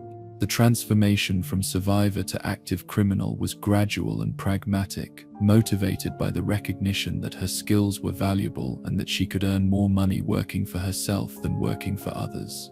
Her first independent criminal activities were burglaries that targeted the wealthy neighborhoods where she had never been welcome as a child. Operations that combined practical resource acquisition with symbolic revenge against a class of people who had enjoyed privileges she had been systematically denied. The adoption of the Catwoman persona represented both practical strategy and psychological evolution, a way of transforming her survival skills into something that felt empowering rather than merely desperate. The costume she created, sleek black leather that enhanced her natural agility, a mask that concealed her identity while emphasizing her feline grace, claws that could serve as both tools and weapons, transformed her from victim of circumstance into predator by choice. She became someone who moved through Gotham's shadows not because she was hiding but because shadows were her natural habitat.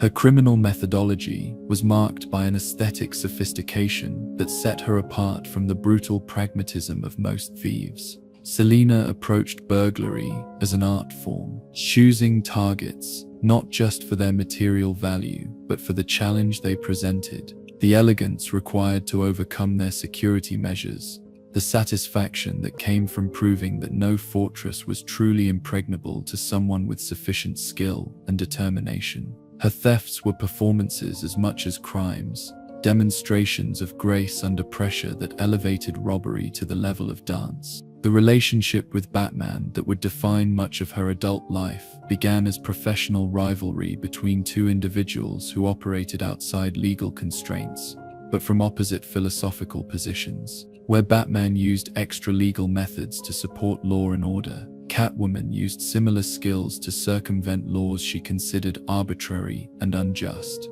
Their first encounters were marked by mutual recognition of each other's abilities and grudging respect for the dedication each brought to their chosen missions. But beneath the surface of their antagonistic relationship lay deeper currents of attraction and understanding that neither was initially prepared to acknowledge. Batman represented everything Selina had never been able to trust: moral certainty, institutional authority, the belief that the system could be reformed rather than simply exploited or avoided. Yet he also represented something she recognized and valued: Ivolite, someone who had transformed personal trauma into purposeful action, who had chosen to become something more than what circumstances had originally made him. The complexity of their relationship was heightened by the recognition that they were more alike than either wanted to admit. Both were creatures of Gotham's night. Both had been shaped by loss and abandonment. Both had chosen to operate outside normal social constraints in pursuit of goals that made sense to them even when others couldn't understand their motivations. The difference lay not in their methods but in their ultimate loyalties.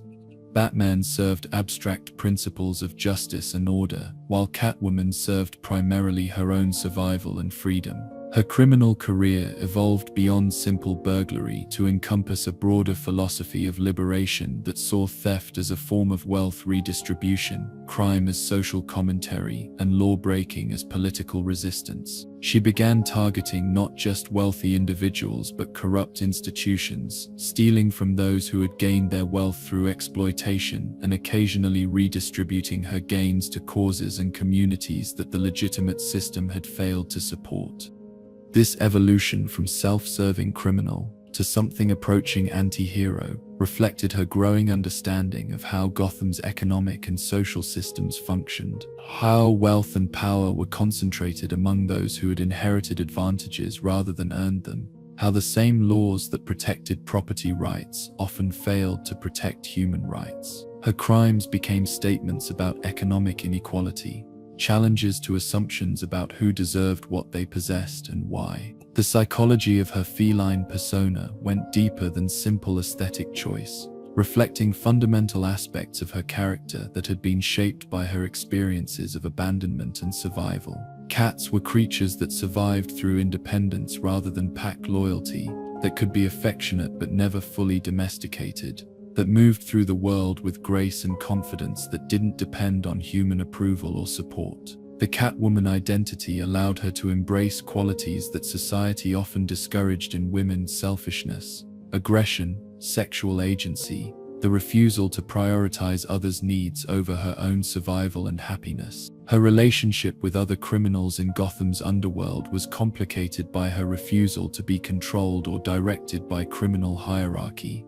Her insistence on operating independently rather than as part of larger organizations, her tendency to switch sides based on her own moral calculations rather than loyalty to criminal colleagues. She worked with villains when their interests aligned with hers, but she had no patience for the kind of philosophical extremism that motivated figures like the Joker or the ideological fanaticism that drove eco-terrorists like Poison Ivy. The encounters with law enforcement revealed the fundamental ambiguity of her position in Gotham's moral landscape. Police officers never knew whether to treat her as dangerous criminal or potential ally, whether her presence at a crime scene indicated guilt or coincidence, whether her information could be trusted or was part of some larger deception. She existed in the gray areas where traditional categories of good and evil became inadequate for understanding human motivation and behavior. Her greatest triumph and greatest challenge was maintaining her independence and authenticity in a world that constantly pressured her to choose sides, to commit fully to either heroism or villainy, to abandon the moral ambiguity that made her most comfortable and effective. She refused to become either Batman's sidekick or the Joker's accomplice, maintaining her own agenda and her own moral code even when it would have been easier to affiliate with others who shared some of her goals and methods. The question of redemption that haunted many of Gotham's criminals took on different dimensions in her case because her crimes were motivated by survival and principle rather than madness or malice. She stole from people who could afford the loss, avoided violence when possible, occasionally used her skills to help those who couldn't help themselves. The line between criminal behavior and justifiable rebellion was blurred in ways that made simple moral judgment impossible. In the quiet hours between elaborate heists, when her penthouse apartment grew silent and her cats curled around her like living reminders of the independence she had fought so hard to achieve, Catwoman sometimes reflected on the path that had brought her from abandoned child to Gotham's most elegant criminal. She had gained freedom, financial security, and the satisfaction of living life on her own terms, but the cost had been isolation from normal human relationships and permanent positioning outside the social structures that provided most people with identity and belonging. Her story raised questions about justice, survival, and the right to determine one's own fate that had no easy answers. When laws fail to protect the vulnerable, what alternatives are morally acceptable? How do we distinguish between criminal behavior and political resistance? What do we owe to social systems that have failed us, and what do we owe to ourselves when survival requires breaking rules we didn't help create? These questions challenge not just her own choices but society's assumptions about crime, punishment, and the distribution of resources and opportunities.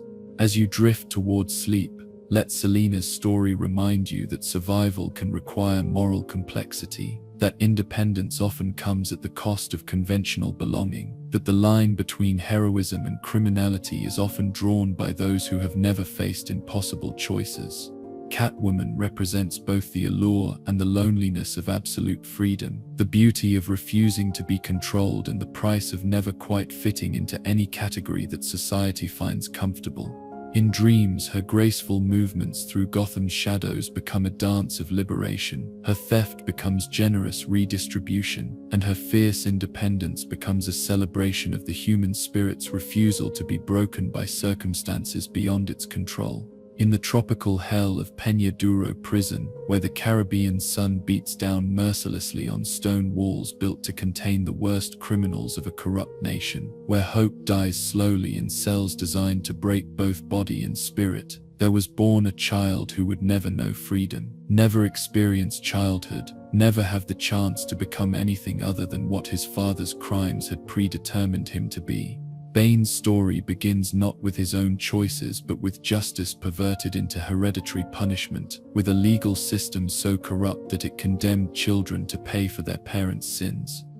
His mother, a revolutionary who had loved unwisely and fought against a government that brooked no opposition, died giving birth to him in a prison cell that reeked of despair and human degradation. The guards who delivered him showed neither compassion nor medical skill, seeing in the newborn only another mouth to feed, another body to warehouse, until death finally provided release from the life sentence that had been imposed before he drew his first breath. His father, the revolutionary leader whose failed rebellion had resulted in this hereditary imprisonment, had escaped before justice could be served, leaving his son to serve a sentence that had been intended for another. The early years of his imprisonment were marked by a struggle for survival that would have killed a less determined child, a daily battle against violence, disease, and despair that taught him lessons about human nature that no school curriculum could have provided. The other prisoners, hardened by years of confinement and brutalized by guards who saw violence as both entertainment and policy, might have been expected to prey upon a defenseless child.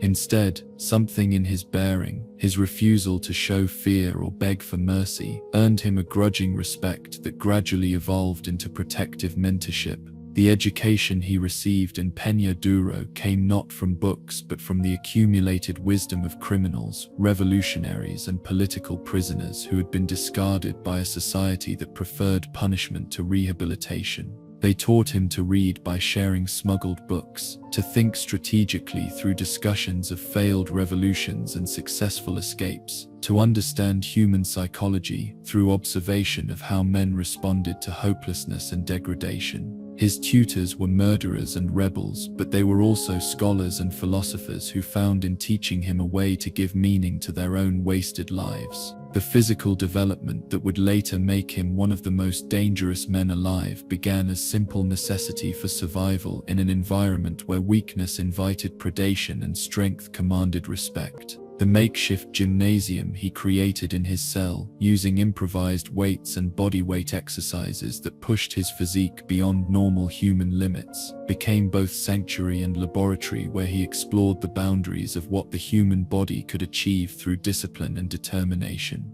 But it was his intellectual development that truly set him apart from other prisoners who had adapted to confinement through violence or resignation. Bain approached learning with the same systematic intensity he brought to physical training, mastering languages, philosophy, military strategy, and psychology with an autodidactic passion that transformed his cell into a university where the curriculum was survival and the graduation requirement was the ability to destroy any obstacle that stood between him and freedom. The legend of the bat that reached him through smuggled newspapers and prisoner gossip became both inspiration and obsession, representing everything he aspired to become and everything he was determined to surpass. Batman was a symbol of fear and justice, who had transformed personal trauma into a mission that served others, someone who had achieved through choice what Bane had been forced to develop through necessity. The Dark Knight became both role model and target, proof that extraordinary individuals could transcend their circumstances and rival whose defeat would demonstrate Bane's own superiority. The experimental drug program that would fundamentally alter his physiology was presented to him as an opportunity for enhanced survival, rather than a medical experiment whose risks were unknown and whose benefits were theoretical. The prison administrators, looking for ways to monetize their involuntary subjects, had agreed to allow pharmaceutical companies to test compounds on prisoners in exchange for payments that lined official pockets, while subjecting inmates to procedures that no ethical review board would have approved. The venom compound that was injected into his bloodstream was designed to enhance strength, speed, and endurance beyond normal human limitations, but the side effects were unpredictable and potentially fatal. Other test subjects had died in agony as their cardiovascular systems failed under the stress of superhuman exertion, or had survived only to become mindless addicts whose personalities were consumed by chemical dependency. Bane survived the process and mastered it, maintaining his intellectual capacity while gaining physical abilities that made him capable of feats that seemed supernatural. The enhancement that venom provided came with a terrible price, but dependency on regular doses of the compound that meant freedom from prison came with permanent slavery to a chemical master that could withdraw its gifts at any time. The tubes and machinery that delivered the drug became part of his body, external organs that sustained the superhuman abilities he had gained at the cost of normal human independence. He had traded one form of imprisonment for another, but the new prison came with power that made the exchange worthwhile. His escape from Peña Duro was not just a prison break, but a symbolic rebirth, a demonstration that no barrier was strong enough to contain someone with sufficient determination and ability. The plan he crafted took years to implement and required the cooperation of dozens of prisoners who had been inspired by his leadership and promised freedom as reward for their assistance. The breakout was conducted with military precision that left the prison's defenses in ruins and its guards humiliated by their failure to contain someone they had underestimated. The decision to come to Gotham was motivated by more than simple wanderlust or criminal opportunity. It was a pilgrimage to test himself against the legend that had sustained him through years of imprisonment, a chance to prove that his self-education and physical development had created someone capable of surpassing even the most formidable opponents. Batman represented the ultimate challenge, someone whose defeat would validate everything Bane had sacrificed to become the perfect warrior-philosopher he believed himself to be. His study of Batman's methods and psychology was as thorough as any academic research project, involving months of observation, analysis of past encounters with other criminals, and strategic planning that took into account every known aspect of the Dark Knight's capabilities and limitations. Bane understood that defeating Batman would require more than superior strength or fighting skill. It would require understanding his psychological vulnerabilities and exploiting them with surgical precision. The assault on Arkham Asylum that preceded his direct confrontation with Batman was both practical strategy and psychological warfare, designed to exhaust the Dark Knight's resources while demonstrating Bane's ability to orchestrate chaos on a scale that proved his intellectual as well as physical superiority. By releasing every dangerous criminal in Gotham simultaneously, he forced Batman to spread his attention across dozens of threats while Bane remained free to study his responses and identify patterns that could be exploited. The breaking of Batman that became his greatest triumph was achieved through a combination of physical superiority and psychological insight that revealed how thoroughly Bane understood both his opponent's capabilities and his weaknesses. The iconic image of Batman's broken body draped across Bane's knee became a symbol of what happened when unstoppable force met immovable object, when perfect preparation encountered adequate but not superior opposition. But victory over Batman also revealed the emptiness that lay at the heart of Bane's quest for supremacy. He had spent his entire life preparing for this moment, had sacrificed everything to become someone capable of defeating Gotham's protector, had built his entire identity around the goal of proving his superiority through combat. The achievement of that goal left him without clear purpose, without new challenges worthy of his abilities, without meaning that could fill the void that success had created. The psychological complexity of his character lay in the contradiction between his intellectual sophistication and his emotional development, which had been stunted by the circumstances of his upbringing. He possessed the analytical abilities of a scholar and the strategic thinking of a general, but his understanding of human relationships remained limited to the dynamics of dominance and submission that had governed his prison experience. He could command respect through fear and inspire loyalty through strength, but genuine friendship or love remained foreign concepts that his harsh education hadn't prepared him to understand or achieve. His relationship with his followers reflected this emotional limitation. They served him not from affection but from recognition of his superiority, not from shared ideology, but from understanding that opposition would be fatal. He was a leader who inspired fear rather than devotion, who commanded through strength rather than persuasion, who ruled through demonstrated ability rather than moral authority. The questions his story raised about justice, punishment, and the creation of monsters through systematic oppression had profound implications for society's approach to criminal justice and social policy. Bane was both victim and perpetrator, someone who had been created by the very system that sought to contain him, whose crimes were partly products of the injustices he had experienced from birth.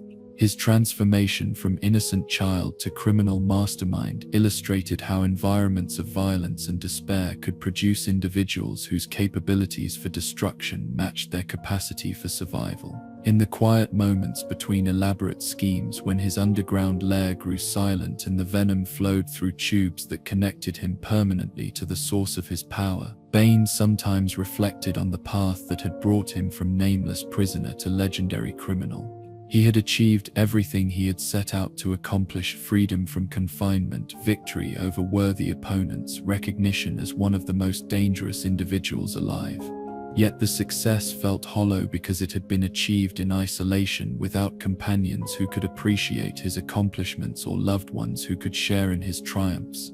His greatest tragedy was the recognition that his quest for supremacy had made him into something that could be feared and respected but never loved, admired for his capabilities but never accepted for his humanity. The prison that had shaped him had been made of stone and steel, but the prison he had created for himself through his pursuit of power was made of isolation and emotional numbness that might prove even more difficult to escape. As you drift into peaceful slumber, let Bane's story remind you that strength without compassion becomes cruelty, that intelligence without wisdom becomes manipulation, that the quest for power can imprison us more thoroughly than any external constraint. His tale is one of survival against impossible odds, but also of how the methods we use to survive can transform us into people we might not recognize or approve of if we encountered them before our transformation began. In dreams, his quest for supremacy becomes a search for belonging, his demonstrations of strength become acts of protection, and his isolation becomes the prelude to connections that heal rather than harm. In the sun-scorched deserts of the ancient world, where civilizations rose and fell like waves against eternal shores, and the passage of centuries was measured not in human lifespans, but in the persistence of ideas that transcended individual mortality, there walked a man who would witness the birth and death of empires, the rise and fall of religions, the slow dance of human progress and regression that played out across millennia like movements in an infinite symphony. Ra's al Ghul began his existence as a mortal man with mortal concerns, but his discovery of the Lazarus Pits would transform him into something that existed between human and legend, between individual and archetype, between savior and destroyer of worlds. His origins, lost in the mists of antiquity, were humble enough. Mostanoke, a nomadic tribesman born into a culture that understood survival in terms of adaptation to harsh environments, cooperation within small groups, and the acceptance of death as part of life's natural cycle. The young man who would become Ra's al Ghul was distinguished from his peers not by any supernatural abilities, but by an unusual combination of intellectual curiosity and moral certainty that made him question the assumptions his people took for granted about the relationship between humanity and the natural world. His early experiences with what he would later understand as environmental destruction came through witnessing the effects of overgrazing, deforestation, and water pollution on the landscapes his tribe had inhabited for generations. He observed how human activities could transform fertile oases into barren wastelands, how the pursuit of short-term survival could undermine long-term sustainability, how individual selfishness could destroy resources that belonged to entire communities. These observations planted seeds of environmental consciousness that would grow over centuries into a comprehensive philosophy about humanity's relationship with the planet that sustained it. The discovery of the first Lazarus Pit was accidental, a consequence of seeking medical treatment for a dying tribal leader whose death would have meant the dissolution of alliances that protected his people from more aggressive neighbors. The mysterious green waters that bubbled up from underground springs in a hidden canyon possessed healing properties that seemed miraculous to nomads whose medical knowledge was limited to herbal remedies and primitive surgery. The leader's recovery from what should have been fatal injuries was complete and dramatic, but it came with psychological changes that suggested the healing process affected more than just physical wounds. The transformation that occurred when Raz himself entered the Lazarus Pit for the first time was more profound than simple healing peas. It was a fundamental alteration of his biological processes that extended his lifespan far beyond normal human limits, while preserving his physical capabilities at their peak. But the immortality he gained came with psychological costs that wouldn't become apparent until decades had passed. And he began to understand what it meant to watch everyone he had ever loved age and die while he remained unchanged. Then chains. The centuries that followed his transformation were marked by a gradual evolution from tribal healer to global observer, from someone who sought to preserve his immediate community to someone who appointed himself guardian of the entire planet. He witnessed the rise of agriculture, the development of cities, the invention of writing, the birth of organized religion, the emergence of philosophy and science and art. but he also observed patterns of human behavior that remained consistent across cultures and millennia. The tendency toward short-term thinking, the preference for individual gain over collective welfare, the capacity for destruction that seemed to increase with technological advancement. His growing understanding of ecological principles gained through centuries of observation and study led him to conclusions about human civilization that were both scientifically sound and morally disturbing.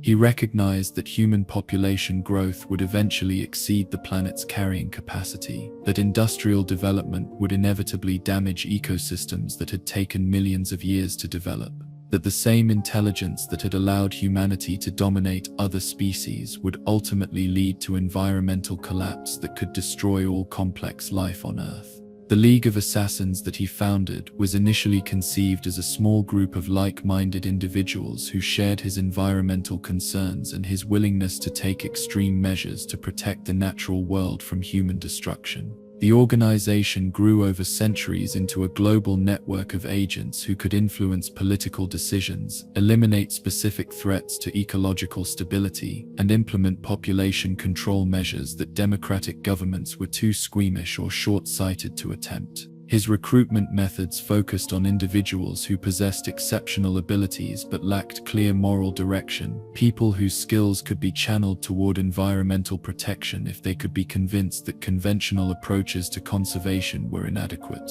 He offered training, purpose, and the satisfaction of belonging to something larger than themselves to individuals who had been marginalized by society or disillusioned by the failure of legitimate institutions to address global environmental crises. The philosophy he developed over centuries of observation and reflection was internally consistent but morally horrifying to most people who encountered it.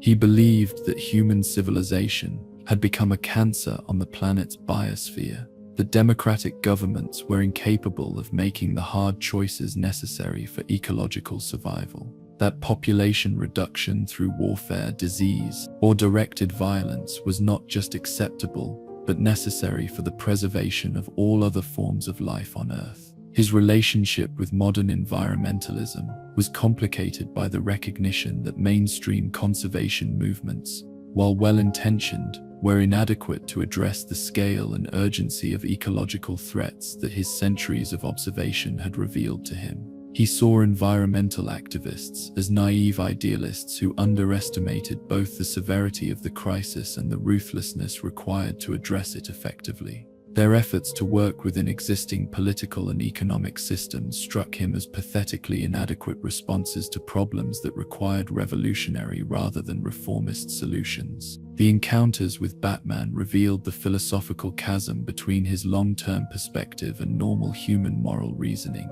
The Dark Knight represented everything Ra's both admired and despised about human nature, the capacity for heroic sacrifice and moral courage that made individuals admirable, combined with the short-term thinking and attachment to individual lives that made humanity collectively incapable of making rational decisions about species survival. Batman's refusal to kill criminals, his commitment to protecting individual lives regardless of their impact on larger ecological systems, his belief that human civilization could be reformed rather than replaced.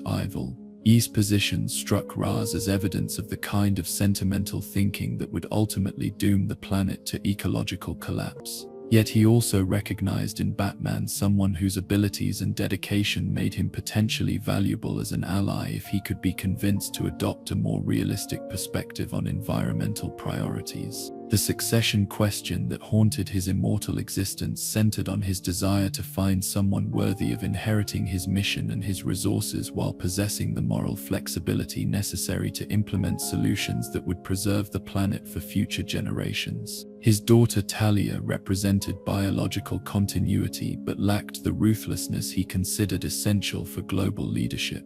Batman represented moral authority and exceptional ability but retained human squeamishness about necessary violence that made him unsuitable for ecological dictatorship.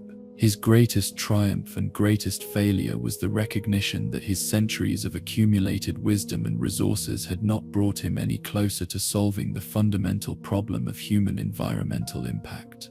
Despite his influence, his organization, his wealth, and his freedom from normal moral constraints. He had been unable to implement changes that would ensure ecological sustainability on a global scale.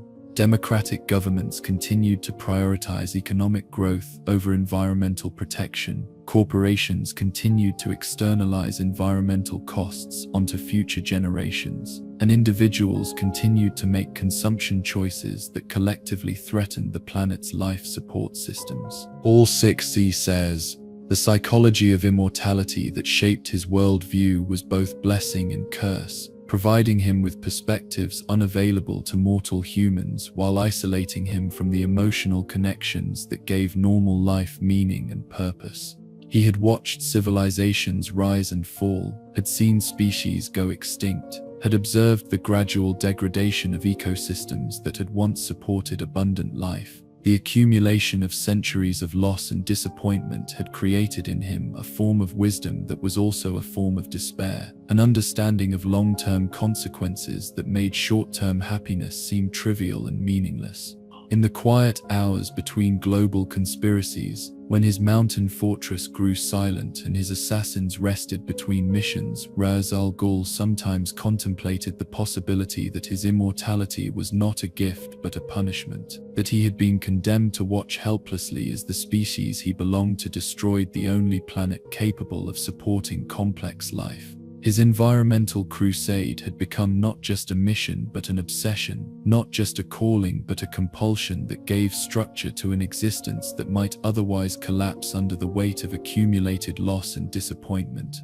The questions his story raised about environmental responsibility, population control, and the relationship between individual rights and species survival had no easy answers and grew more urgent with each passing year. How far should environmental protection extend? What methods were justified in defending ecosystems that couldn't defend themselves? Could someone who had lived for centuries make rational decisions about the future of a species whose members lived for decades? Could immortal wisdom overcome mortal selfishness, or was environmental collapse inevitable regardless of how much knowledge and resources were applied to preventing it? As you settle into sleep, let Ra's al Ghul's story remind you of the profound responsibility that comes with knowledge about environmental consequences, the danger of becoming so focused on long-term survival that we lose sight of what makes life worth preserving, the tragedy of wisdom that sees clearly but lacks the power to implement solutions. His tale speaks to our own environmental anxieties while warning against the kind of extremism that can emerge when legitimate concerns are pursued without regard for human values that transcend mere survival.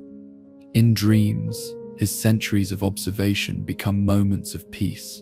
His global conspiracies transform into gentle stewardship, and his immortal perspective becomes a source of hope rather than despair about humanity's capacity to find balance between our needs and the planet's limitations. In the swampy outskirts of Gotham, where the city's industrial runoff mingles with brackish water and creates an ecosystem that belongs neither to land nor sea, there lurked a creature whose existence challenged every assumption about the boundary between human and animal, civilization and wildness, evolution and devolution. Waylon Jones, who would become known to Gotham's terrified citizens as Killer Croc, represented something that medical science couldn't adequately explain, and society couldn't comfortably categorize: a human being whose genetic lottery had produced not gifts but curses, not advantages but isolation, not potential but a destiny that seemed predetermined by biology rather than choice. His birth in the rural backwaters of Louisiana was marked by medical complications that the local doctors couldn't understand or treat, abnormalities that manifested as scaly skin, enlarged jaw structure, and growth patterns that exceeded normal human parameters from his earliest days. His parents, simple people whose understanding of genetics was limited to folk wisdom about family traits and bloodline characteristics, struggled to comprehend what had produced a child who seemed to belong more to the animal kingdom than to human society.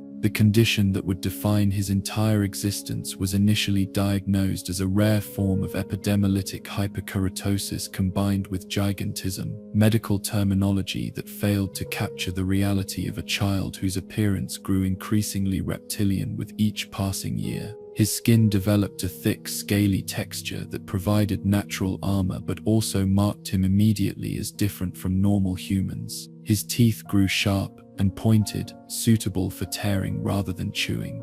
His strength increased beyond normal parameters, but so did his isolation from the human community that couldn't accept his increasingly monstrous appearance. The bullying he endured was both physical and psychological, but it was the rejection from his own family that proved most damaging to his developing sense of identity.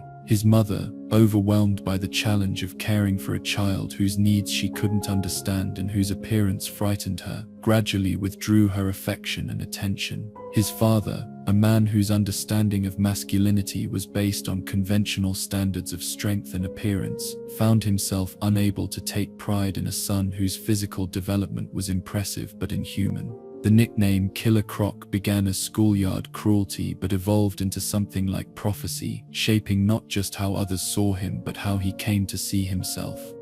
If society insisted on treating him as a monster, if human acceptance was impossible regardless of his behavior or intentions, then perhaps the path of least resistance was to embrace the role that had been forced upon him and become the creature everyone expected him to be. His adolescence was marked by increasing violence and social isolation as his physical transformation accelerated, and his psychological development became warped by constant rejection and fear. The strength that might have made him a successful athlete was combined with appearance that made participation in normal social activities impossible. The intelligence that could have served him well academically was overshadowed by emotional damage that made learning in conventional classroom environments increasingly difficult. The first killing occurred during his teenage years when a group of bullies cornered him in circumstances that left him no option for escape or retreat. The violence that erupted was brief, brutal, and decisive. His attackers had underestimated both his physical capabilities and his psychological state, expecting someone whose appearance suggested primitiveness to fight with less skill and determination than his background in surviving constant threats had actually provided. The death was ruled self-defense, but the incident marked a turning point in how both he and society understood his relationship to normal human community. His migration to Gotham's underground sewer system was both practical necessity and symbolic retreat from a surface world that had never offered him acceptance or opportunity. The tunnels and abandoned spaces beneath the city provided him with territory that matched his increasingly reptilian nature while offering shelter from the constant scrutiny and rejection that made normal residential life impossible. He became something that existed between urban legend and criminal reality, a creature whose presence in the shadows was felt even when his actual location remained unknown. The criminal activities that brought him to public attention were motivated less by conventional goals like wealth or power than by basic survival needs and territorial instincts that seemed more animal than human. He preyed on those who ventured into his underground domain not from sadistic pleasure but from predatory instincts that had been shaped by years of human cruelty and social rejection. His violence was brutal but not gratuitous, efficient rather than theatrical, practical rather than philosophical. His encounters with Batman revealed the tragic irony of his situation. Here was someone who had also chosen to become something more than human, who had adopted an animal persona and operated outside normal social constraints, but whose transformation had been voluntary and purposeful rather than imposed by genetic chance. The Dark Knight represented what Wayland might have become if his physical abnormalities had been accompanied by wealth, education, and social support, rather than poverty, ignorance, and rejection.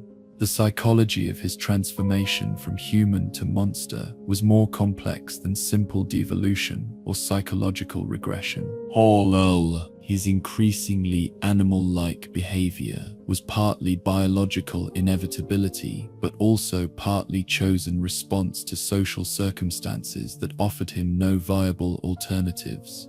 If humanity had rejected him, if civilization offered him nothing but persecution and isolation, then perhaps adopting the role of monster was not surrender but adaptation, not failure but the only form of success available to someone with his particular combination of gifts and curses. His relationship with other criminals was complicated by the fact that even Gotham's most hardened villains found his appearance and behavior disturbing, treating him as useful muscle rather than equal partner, as weapon rather than ally. He existed on the margins even of criminal society, accepted for his capabilities but never welcomed for his company, valued for his effectiveness but never respected for his intelligence or judgment. The question of rehabilitation that haunted discussions of criminal justice took on particularly complex dimensions in his case because his crimes seemed to stem from biological and social factors that conventional therapeutic approaches were inadequate to address. How do you rehabilitate someone whose criminal behavior is partly the result of genetic abnormalities? How do you reintegrate into society someone whose appearance will always mark them as fundamentally different and potentially threatening? Can someone who has been treated as a monster from birth ever truly become human again, or does such treatment inevitably create the very monstrosity it claims to recognize? In the quiet hours when Gotham's sewers grew still and the sounds of the surface world faded to distant murmurs, Killer Croc sometimes remembered what it had felt like to hope for acceptance, to dream of belonging somewhere, to imagine that his differences might someday be overlooked in favor of his human qualities. But those memories belonged to someone who no longer existed, replaced by a creature whose survival depended on embracing the role that society had forced upon him and finding meaning in the darkness that had become his only possible home. In the marble corridors of Gotham's most exclusive country clubs, where old money whispered through oak-paneled rooms and new money was treated with polite condescension that could cut deeper than any blade, there once lived a man whose relationship with authenticity was so complex and troubled that he would ultimately transform the very concept of identity into a weapon. Roman Sionis grew up in a world where appearance mattered more than reality, where maintaining proper social facades was more important than expressing genuine emotions, where the difference between public persona and private truth was so vast that crossing between them required skills that most people never developed. His childhood in the Sionis mansion was marked by parents whose love for each other and their son was genuine, but expressed through social expectations and emotional constraints that made authentic communication nearly impossible. His mother and father had been raised in the same aristocratic traditions that valued propriety over passion, self-control over self-expression, the maintenance of appropriate appearances over the messiness of honest human emotion. They loved Roman deeply, but they showed that love through providing him with advantages rather than affection, opportunities rather than intimacy. The social mask that young Roman learned to wear was beautifully crafted and perfectly maintained, allowing him to navigate Gotham's elite social circles with grace and confidence that impressed adults and earned approval from peers. He learned to say the right things at dinner parties, to show interest in conversations that bored him, to express opinions that were socially acceptable rather than personally authentic. The performance was so convincing that even he sometimes forgot it was a performance, losing track of where the mask ended and his genuine self began. But beneath the perfectly maintained exterior, Roman struggled with questions about identity and authenticity that his privileged upbringing had given him no tools to address. Who was he when he wasn't performing for others? What did he actually want from life beyond the social approval that had been his primary source of validation? How could he distinguish between his own desires and the expectations that had been implanted in him by parents, teachers, and society? These questions haunted him in ways that his social education had never prepared him to understand or resolve. The friendship with Bruce Wayne during their childhood years provided him with both companionship and painful contrast, showing him what it looked like when wealth and privilege were combined with genuine character rather than mere social conditioning. Bruce possessed the same advantages as Roman but seemed to wear them more lightly, to maintain his authentic self even while meeting social expectations, to be genuinely rather than performatively charming. Their friendship revealed to Roman how artificial his own social interactions had become, and how much effort he expended on maintaining appearances that seemed to come naturally to others. The tragedy that would ultimately shape his adult criminal career was not a single traumatic event, but the gradual recognition that his entire life had been a performance for audiences who didn't actually care about his welfare or happiness.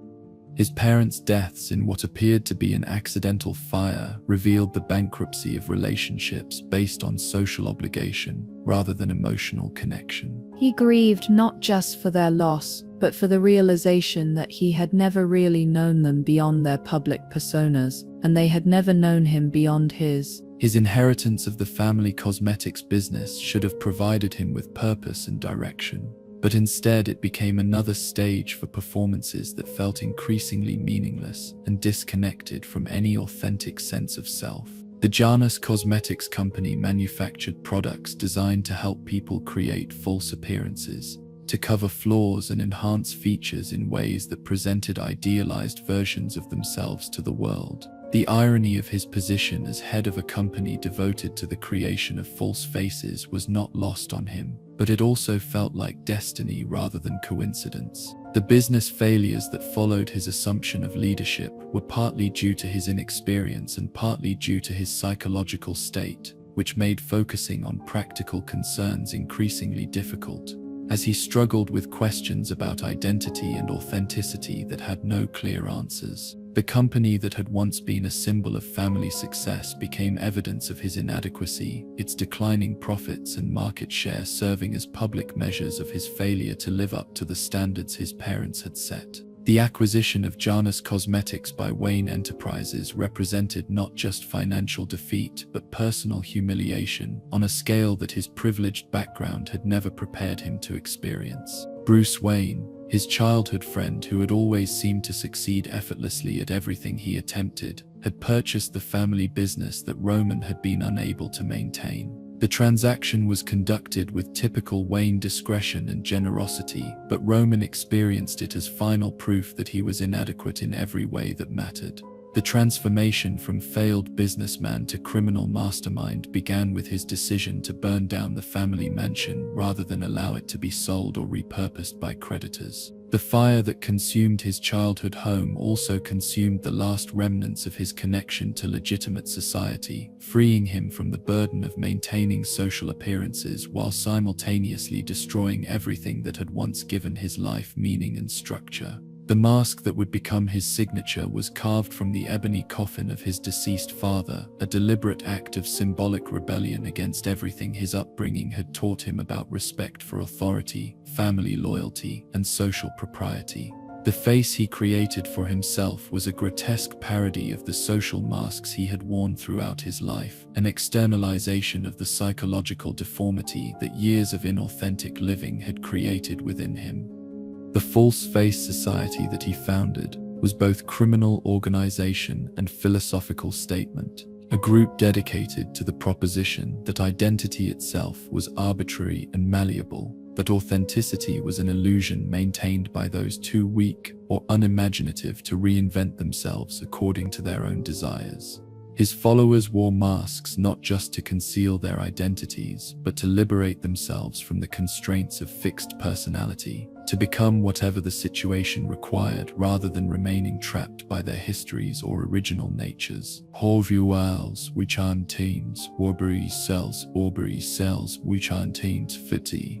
His criminal methodology was marked by elaborate theatricality that transformed every crime into a performance, every heist into a statement about the artificial nature of social order and moral categories. He didn't simply steal money or kill enemies. He created scenarios that revealed the arbitrary nature of the distinctions between legitimate and criminal behavior, that demonstrated how thin the line was between respected citizen and dangerous predator. The psychology of his mask obsession went deeper than simple concealment or intimidation, reflecting his profound alienation from his own identity and his desperate search for an authentic self that might exist beneath the layers of social conditioning and emotional damage that had accumulated over his lifetime. Each mask he wore was an experiment in becoming someone else, a test of whether he could find through performance the genuine personality that introspection had failed to reveal. His relationship with Batman was complicated by their shared history and their similar struggles with questions of identity and authenticity, though they had reached opposite conclusions about how to address these challenges. Where Bruce Wayne had used his wealth and privilege to create a genuine heroic identity that served others, Roman Sionis had used his advantages to create a criminal persona that served only his own psychological needs for revenge and validation. The false faces that gave his organization its name became symbols of his philosophy that identity was performance, that personality was choice, that anyone could remake themselves into whatever they chose to become if they were willing to abandon the constraints of conventional morality and social expectation. But the freedom he preached was also a form of imprisonment, trapping him in an endless cycle of identity experiments that never provided the authentic selfhood he was seeking. In the quiet moments between elaborate criminal schemes, when his hideouts fell silent and his followers removed their masks to reveal faces that seemed strange and unfamiliar even to themselves, Black Mask sometimes contemplated the possibility that his search for authentic identity had led him further from rather than closer to genuine selfhood. The masks that were supposed to liberate him had instead multiplied his alienation, creating not authentic identity, but infinite possibilities for inauthentic performance. In the glamorous theaters of Gotham's entertainment district, where dreams took physical form under bright lights and applause could transform ordinary people into gods and goddesses who lived forever in the collective memory of their audiences, there once performed an actor whose hunger for recognition and permanence would ultimately transform him into something that existed beyond the normal boundaries of identity, personality, and physical form. Basil Carlo approached acting with the desperation of someone who had discovered that performance was the only realm where he felt truly alive, where his deep sense of inadequacy could be temporarily masked by the assumption of characters who possessed the confidence and charisma he had never developed in his authentic self. His early life had been marked by the kind of anonymity that is almost aggressive in its ordinariness. A childhood and adolescence so unremarkable that even those who lived through it with him would struggle to recall specific details or defining moments. Basil was the kind of person who seemed to fade into backgrounds, whose presence in any room went unnoticed, whose absence was never remarked upon. He grew up feeling like an extra in other people's stories, a supporting character in narratives where he had hoped to play leading roles. The discovery of his theatrical abilities came during his college years when a drama professor recognized that his chameleon-like capacity to disappear into roles might be transformed from social liability into professional asset. On stage, Basil became electric, capable of inhabiting characters so completely that audiences forgot they were watching a performance. His gift lay not in projecting his own personality through different roles but in temporarily ceasing to exist as himself, allowing the character to completely occupy the space where his identity should have been. His early career in Gotham's theater scene was marked by critical acclaim that should have brought satisfaction but instead only intensified his hunger for recognition and permanence. The problem with theatrical success was its ephemeral nature. Each performance existed only for the duration of its presentation. Each character died when the curtain fell. Each moment of connection with audiences was immediately replaced by the return to his ordinary, unremarkable self. The transition from legitimate theater to horror films was motivated by practical considerations as much as artistic ones. The movie industry offered longer-lasting recognition than theater, the possibility of performances that could be preserved and repeated, the chance to create characters that might outlive the actor who portrayed them.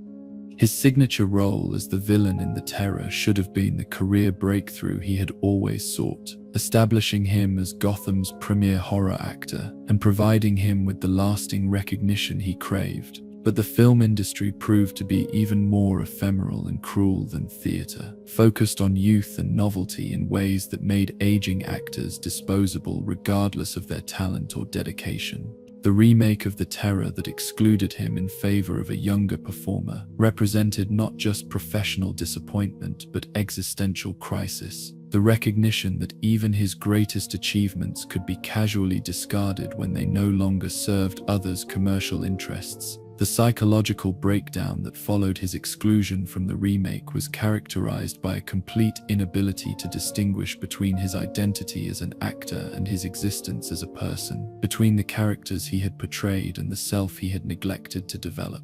Without the structure of performance to give his life meaning, without the validation of audiences to confirm his existence, he found himself facing questions about identity and purpose that his entire adult life had been organized to avoid confronting. The transformation into Clayface began as an attempt to reclaim his signature role through violence and intimidation, to eliminate the competition that had replaced him, and to demonstrate that some achievements couldn't be casually discarded or transferred to others. His initial crimes were motivated by artistic rather than financial concerns, by a desperate need to prove that his performances had permanent value that couldn't be replaced by younger, more commercially viable alternatives. The accident that gave him his shape-shifting abilities occurred during a confrontation with security forces at the film studio where the remake was being produced. The experimental chemical compounds he had been exposed to during his years of horror film work, combined with his psychological state and the stress of his criminal activities, triggered a transformation that was both physical and metaphysical, altering not just his appearance but his fundamental relationship to the concepts of identity and form. The clay-like substance his body became was both liberation and imprisonment, granting him the ability to assume any appearance he chose while simultaneously making his original form impossible to maintain or recover. He had become the ultimate actor, capable of perfect impersonation of anyone he studied, but at the cost of losing any fixed identity around which to organize his sense of self.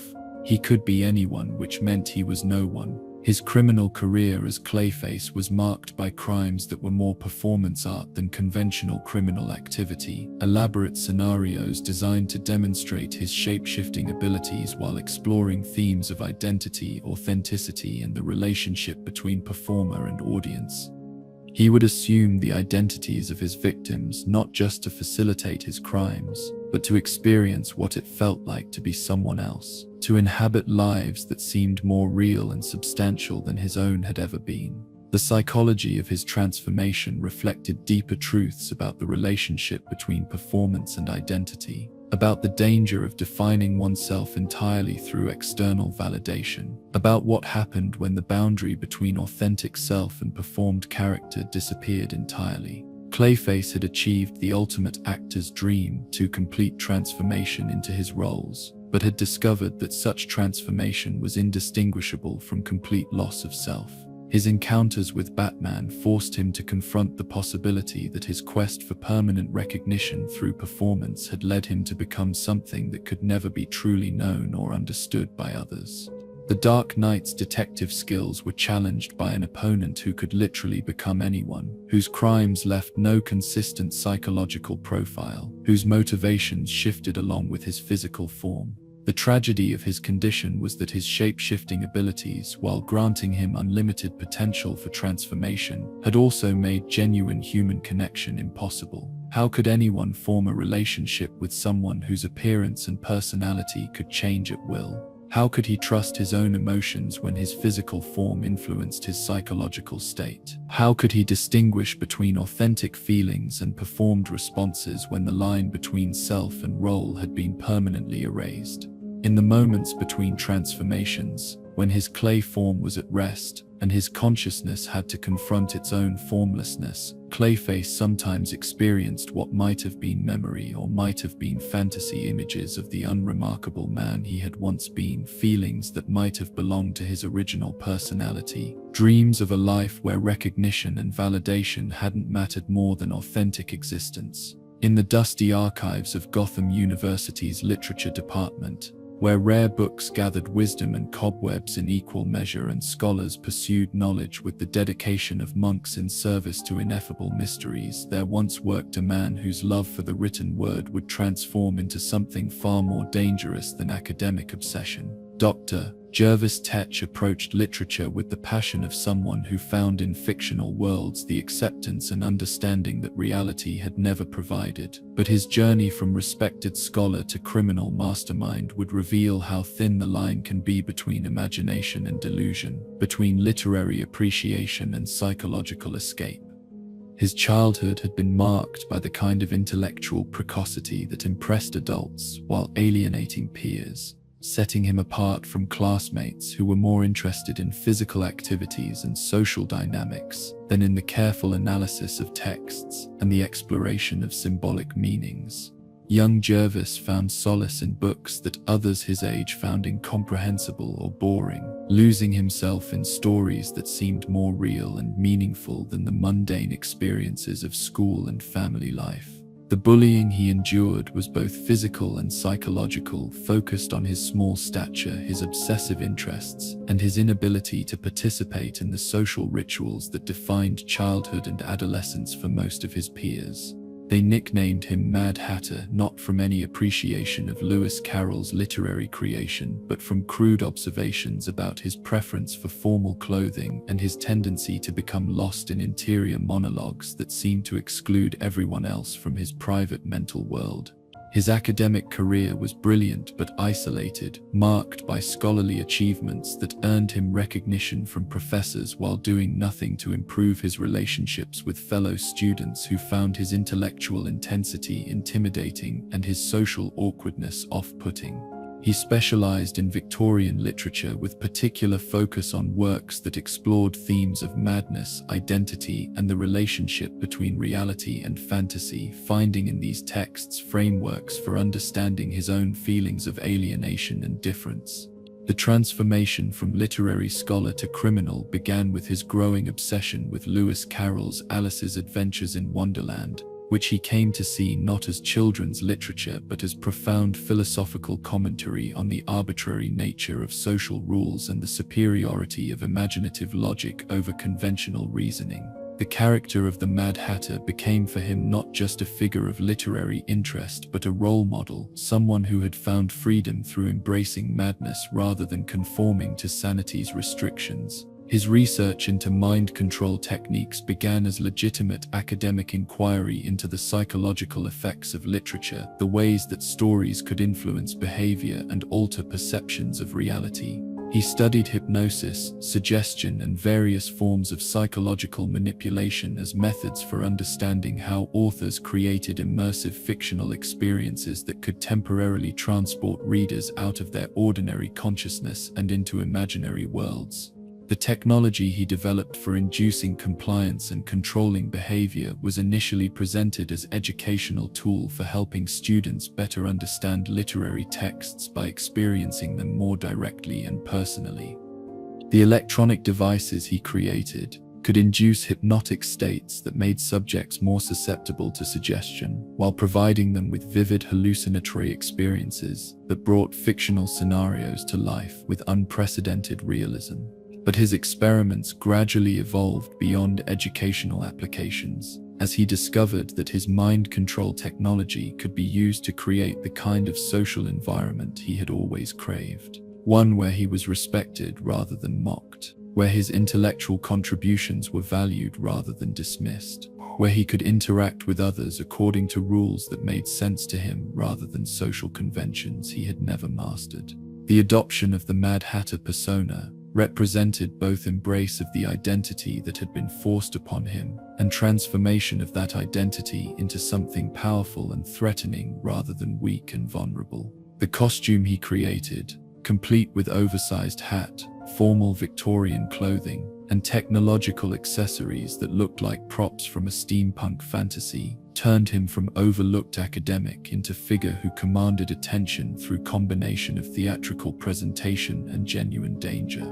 His criminal methodology was marked by elaborate literary themes that transformed every crime into exploration of questions about reality, identity, and the relationship between imagination and experience. He would kidnap victims and force them to participate in scenarios based on scenes from Alice in Wonderland, using his mind control technology to make them believe they were actually characters in Carol's fictional universe rather than real people being held against their will. The psychology of his Wonderland obsession reflected deeper needs than simple escapism or fantasy fulfillment. Carol's text provided him with framework for understanding and justifying his own alienation from normal social reality, his preference for imaginative logic over conventional reasoning, his belief that madness might be superior to sanity if sanity required conformity to arbitrary and unreasonable social expectations. His relationship with his victims was complex because he genuinely believed he was providing them with liberation from the constraints of ordinary reality rather than subjecting them to criminal victimization.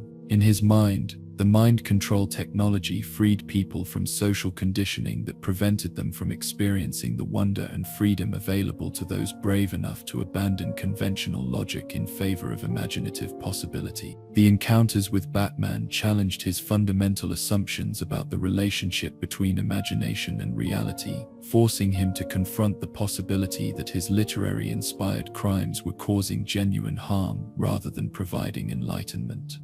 The Dark Knight represented someone who had also created an alternative identity based on fictional archetypes, but had used that transformation to serve others rather than to dominate them. His greatest triumph and greatest tragedy was the recognition that his mastery of mind control technology had made genuine human connection impossible for him. How could he trust the loyalty or affection of people whose behavior he could manipulate at will? How could he distinguish between authentic relationships and artificially induced compliance? Had his escape into Wonderland freed him from social constraints, or had it trapped him in isolation even more complete than what he had experienced as an awkward academic? In the quiet hours between elaborate criminal schemes, when his hideouts grew silent and his electronic devices powered down, the Mad Hatter sometimes experienced moments of clarity that revealed the emptiness at the heart of his imaginative empire. He had created a world where he was respected and feared, where his literary knowledge was valued and his intellectual superiority acknowledged, but it was a world populated by people whose responses to him were artificially induced rather than genuine, whose participation in his scenarios was coerced rather than voluntary. In the grey corridors of Gotham's state mental health facility, where broken minds sought healing through a combination of medication, therapy, and time that moved as slowly as institutional bureaucracy could make it, there once lived a man whose relationship with his own identity was so fractured that he had created an entirely separate personality to handle the aspects of existence that his original self found too threatening or overwhelming to manage. Arnold Wesker appeared to be nothing more than a meek bookkeeper whose life had been destroyed by circumstances beyond his control, but the wooden puppet he carried everywhere revealed psychological complexities that challenged every assumption about the nature of consciousness, responsibility, and the boundaries between self and other. His childhood had been marked by the kind of systematic emotional abuse that left no physical scars but created psychological wounds that never properly healed, damage that manifested not as obvious behavioral problems but as an increasingly fragmented sense of identity that made normal social functioning difficult and authentic self-expression nearly impossible. His mother, overwhelmed by single parenthood and her own unresolved psychological issues, had treated young Arnold as both burden and emotional support system, expecting him to provide adult companionship while denying him the nurturing that children require for healthy development. The survival strategy he developed during those formative years involved becoming so agreeable and self-effacing that conflict became impossible, so accommodating to others' needs that his own desires and opinions seemed to disappear entirely. Arnold learned to anticipate what others wanted from him before they asked, to suppress any thoughts or feelings that might create tension or disagreement, to become the kind of person who was valued precisely because he made no demands and created no problems for anyone around him. But this strategy of extreme compliance came with psychological costs that wouldn't become apparent until much later in his life.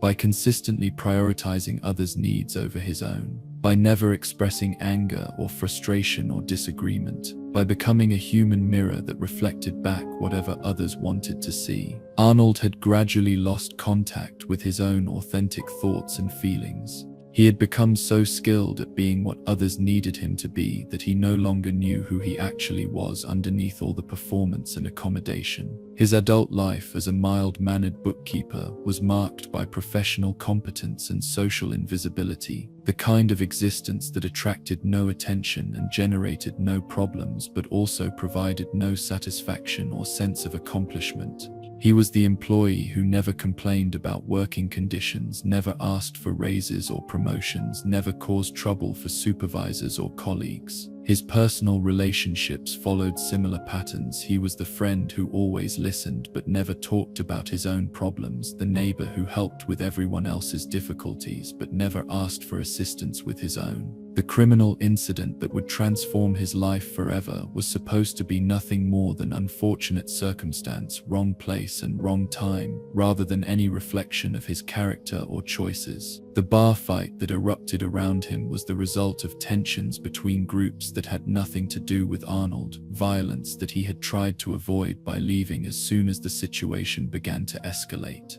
But his attempts to escape were blocked by the fighting, and in the chaos that followed, someone thrust a broken bottle into his hands and pushed him toward an opponent who was already wounded and defenseless. The killing that resulted was technically self-defense, but Arnold experienced it as the destruction of everything he had believed about himself and his relationship to violence and moral behavior. The mild-mannered bookkeeper who had never harmed anyone, who had built his entire identity around being helpful and harmless, had taken another human life with his own hands. The trauma of that moment fractured his already fragile sense of identity in ways that would have profound consequences for his psychological development. The prison sentence that followed was supposed to provide time for reflection and rehabilitation, but for someone with Arnold's psychological profile, incarceration became an environment where his survival strategies were not just inadequate but actively dangerous.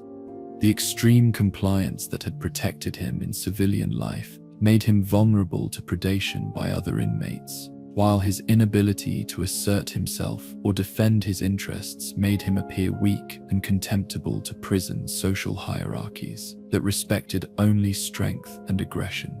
The puppet that would become Mr. Scarface was initially nothing more than a woodworking project, a way for Arnold to occupy his time and develop a skill that might be useful after his release. The craftsmanship required gave him something to focus on besides his own guilt and fear, while the creative process provided him with the first sense of accomplishment he had experienced since the bar fight that had destroyed his previous life. But as the puppet took shape under his hands, it began to represent something more than simple handicraft. The voice that emerged when Arnold first manipulated the puppet's mouth was his own voice, but it expressed thoughts and feelings that his conscious mind had been suppressing for years. Mr. Scarface spoke with authority and confidence that Arnold had never possessed, expressed anger and frustration that Arnold had never allowed himself to feel, made demands and issued threats that Arnold would never have been capable of voicing. The puppet became a repository for all the aspects of his personality that his survival strategy had required him to deny and suppress. The psychological mechanism that allowed Arnold to experience Mr. Scarface as separate personality rather than simple projection was both sophisticated defense against guilt and genuine dissociative response to trauma that had overwhelmed his capacity for integrated self-awareness. By treating the puppet as autonomous being with its own motivations and decisions, Arnold could participate in activities that his conscious mind found morally unacceptable while maintaining his self-image as essentially harmless and well-meaning person. The criminal partnership that developed between Arnold and Mr. Scarface was unlike anything in the annals of organized crime, combining careful planning with psychological dynamics that made conventional law enforcement responses inadequate. Arnold possessed the intellectual capacity and attention to detail necessary for complex criminal operations, while Mr. Scarface provided the ruthless decision-making and willingness to use violence that Arnold's personality could never have sustained. Together, they became more formidable than either could have been alone. Their crimes were marked by precision and efficiency that reflected Arnold's bookkeeping background, but also by violence and intimidation that seemed completely out of character for someone with his mild demeanor and gentle appearance. The cognitive dissonance created by Arnold's insistence that he was merely following Mr. Scarface's orders, that he had no choice but to comply with the puppet's demands, forced everyone who dealt with them to confront questions about the nature of responsibility and identity that had no easy answers. Horf, Sound Tzu, the encounters with Batman revealed the tragic irony of Arnold's situation.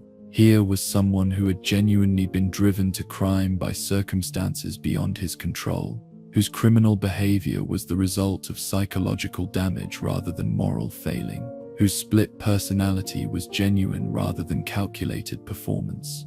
Yet the harm caused by his crimes was real regardless of his psychological state, and the danger he represented to innocent people was undiminished by the fact that he experienced himself as victim rather than perpetrator.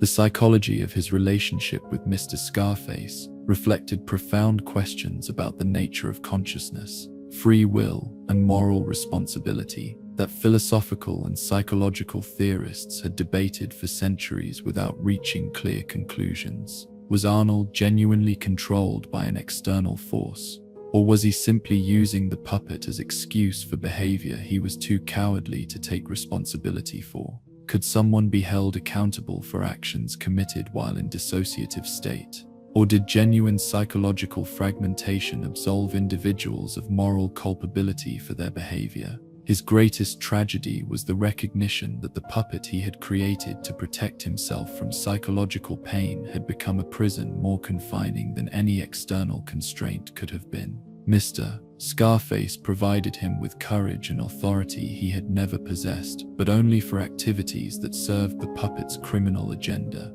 The strength and confidence he found through his relationship with the puppet were available only when he was participating in behaviors that his genuine moral convictions found abhorrent. In the quiet moments when Mr. Scarface was silent and inactive, when Arnold was alone with his thoughts and memories, he sometimes experienced flashes of integrated consciousness that revealed the full scope of what he had become and what he had lost. These moments of clarity were more painful than the dissociative episodes, because they forced him to confront the possibility that his split personality was both genuine psychological condition and elaborate self-deception, both protection from unbearable reality and prevention of psychological healing that might have been possible if he had been brave enough to face his own capacity for violence without hiding behind the puppet's authority. In the sterile basement archives of Gotham's public library, where forgotten records gathered dust like archaeological layers preserving the city's forgotten history, there once worked a man whose relationship with time had evolved far beyond normal human experience into something that was both obsessively precise and fundamentally disordered. Julian Gregory Day approached chronology with the fervor of someone who had discovered that temporal patterns could provide meaning and structure in a universe that otherwise seemed chaotic and indifferent. But his journey from respected archivist to serial killer would reveal how the human need for order could become a form of madness when taken to its logical extreme. His childhood had been marked by a father whose promises were as regular as clockwork and just as reliable in their failure to materialize when expected. Julian learned early that adults who spoke about time in terms of commitment and responsibility often treated temporal obligations as suggestions rather than absolutes. That words like tomorrow and next week and when I get home could mean anything or nothing depending on the speaker's convenience and priorities. The abandonment that defined his early emotional development came not through single traumatic event but through accumulated experience of temporal betrayal. The gradual recognition that the people who were supposed to care for him viewed time as flexible resource that could be allocated according to their immediate needs rather than as sacred trust that connected human beings through shared commitment to mutual presence and attention. His mother's response to her husband's chronic absence was to create elaborate schedules and calendars that imposed artificial structure on family life. Detailed plans that specified exactly when various activities would occur and who would be responsible for making them happen.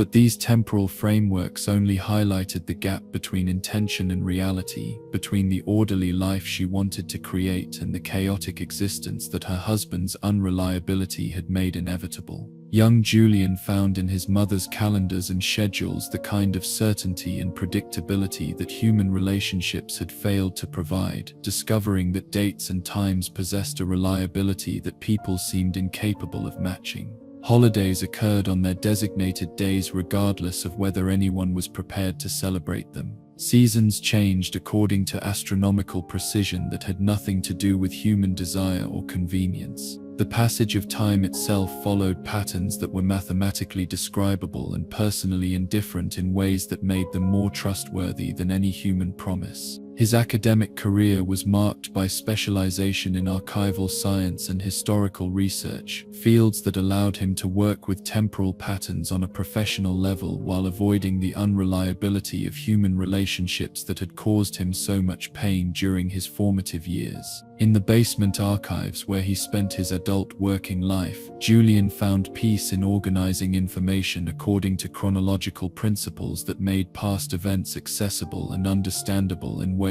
that present relationships never seemed to be. But his professional expertise in temporal organization gradually evolved into personal obsession, as he began to organize his entire life according to calendar principles that provided structure and meaning that human connection had never offered. He ate specific foods on designated days, wore clothing colors that corresponded to temporal themes, planned activities according to historical anniversaries and astronomical events that gave each day unique significance and purpose. The calendar that governed his existence became increasingly complex and all-consuming, incorporating not just conventional temporal markers but astrological influences, historical patterns, mathematical sequences, and personal anniversaries that created meaning and obligation for every moment of every day. He developed elaborate rituals and observances that had to be performed at precisely specified times, creating for himself a religious calendar that was more demanding and comprehensive than anything developed by traditional organized religion. The transformation from harmless eccentric to dangerous criminal began with his growing frustration with other people's casual disregard for temporal precision and calendar significance. He observed co-workers arriving late for appointments, friends forgetting important anniversaries, strangers treating holidays as meaningless interruptions to their routine rather than as opportunities for appropriate celebration and reflection. Their temporal carelessness struck him as evidence of moral failure that deserved correction and punishment. His first crimes were elaborate pranks designed to teach temporal responsibility to people who had demonstrated insufficient respect for calendar significance and chronological precision. He would kidnap victims on dates that had personal meaning for them, mice of birthdays, anniversaries, graduation dates, and subject them to experiences designed to make them appreciate the importance of temporal awareness and calendar observance. The calendar that became his signature calling card was both weapon and philosophy, a way of imposing temporal order on chaotic human behavior while demonstrating his superior understanding of chronological patterns that governed existence at levels most people never bothered to recognize or appreciate. Each crime was timed to coincide with specific dates that possessed meaning within his complex temporal framework, creating patterns that served as both communication and challenge to law enforcement officers who lacked his sophisticated understanding of calendar significance. The psychology of his temporal obsession reflected deeper human needs for predictability and meaning that had been frustrated by his early experiences with unreliable caregivers and chaotic family dynamics. The calendar provided him with father figure who was always present, mother figure who never broke promises, family structure that never disappointed him with unexpected absence or broken commitments. In temporal patterns, he found the reliability that human relationships had never offered. His crimes grew increasingly violent as his temporal obsessions intensified, and his frustration with other people's chronological carelessness evolved into homicidal rage.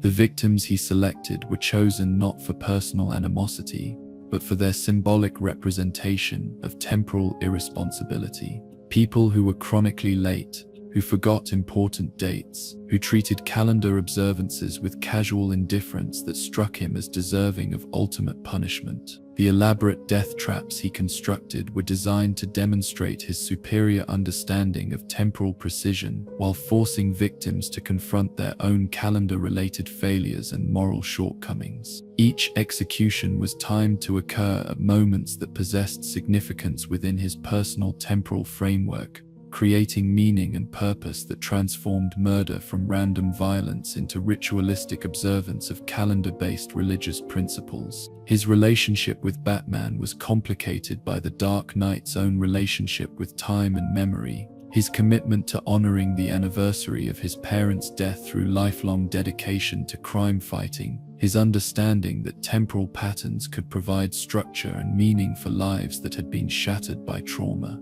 Their confrontations became debates about healthy versus obsessive relationships with time, about whether calendar observance could provide genuine meaning or only artificial substitute for authentic human connection. The tragedy of his condition was that his mastery of temporal patterns, while providing him with intellectual satisfaction and psychological structure, had also isolated him completely from normal human experience and relationships. His calendar-based existence was perfectly ordered and mathematically precise, but it was also solitary and emotionally barren, organized around abstract principles rather than living connections with other people. In the quiet hours between calendar-based crimes, when his elaborate temporal calculations were complete and his next ritual observance was scheduled for future dates, Calendar Man sometimes experienced moments of temporal vertigo that revealed the emptiness at the heart of his chronologically perfect existence. He had achieved complete mastery over his own time while losing all connection to the human communities that gave temporal experience its meaning and emotional significance.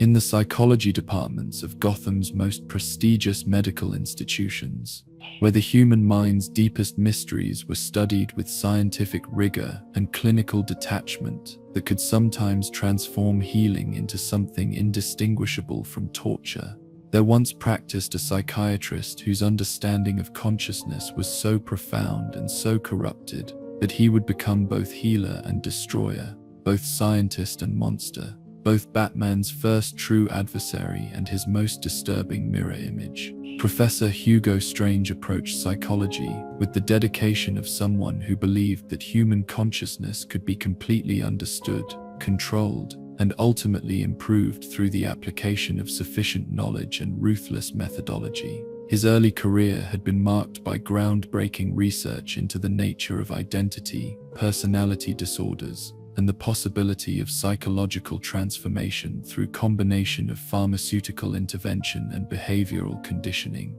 Dr. Strange's work was revolutionary in its scope and disturbing in its implications, suggesting that human personality was far more malleable than most people wanted to believe, and that the boundary between healing and manipulation was thinner than medical ethics preferred to acknowledge. His patients, drawn from Gotham's wealthy elite, who could afford his expensive and experimental treatments, found in him someone who possessed almost supernatural insight into their psychological patterns and unconscious motivations. He could diagnose personality disorders with uncanny accuracy, predict behavioral patterns with mathematical precision, and design therapeutic interventions that produced dramatic changes in his clients' emotional and mental functioning.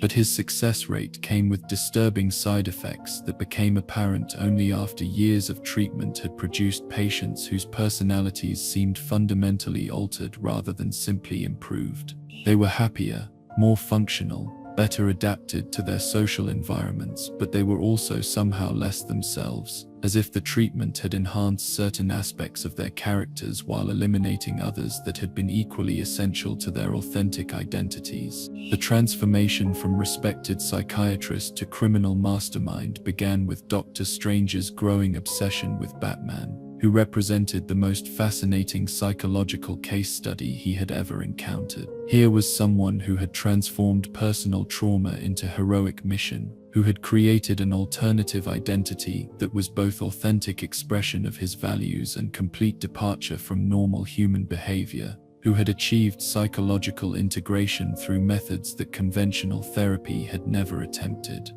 His initial encounters with the Dark Knight were professional rather than criminal, arising from his treatment of patients who had been traumatized by encounters with various costumed criminals plaguing Gotham's streets. But Dr. Strange quickly realized that Batman himself was more psychologically interesting than any of his patients, representing a form of therapeutic success that challenged everything he thought he knew about identity, trauma, and the possibilities for psychological transformation.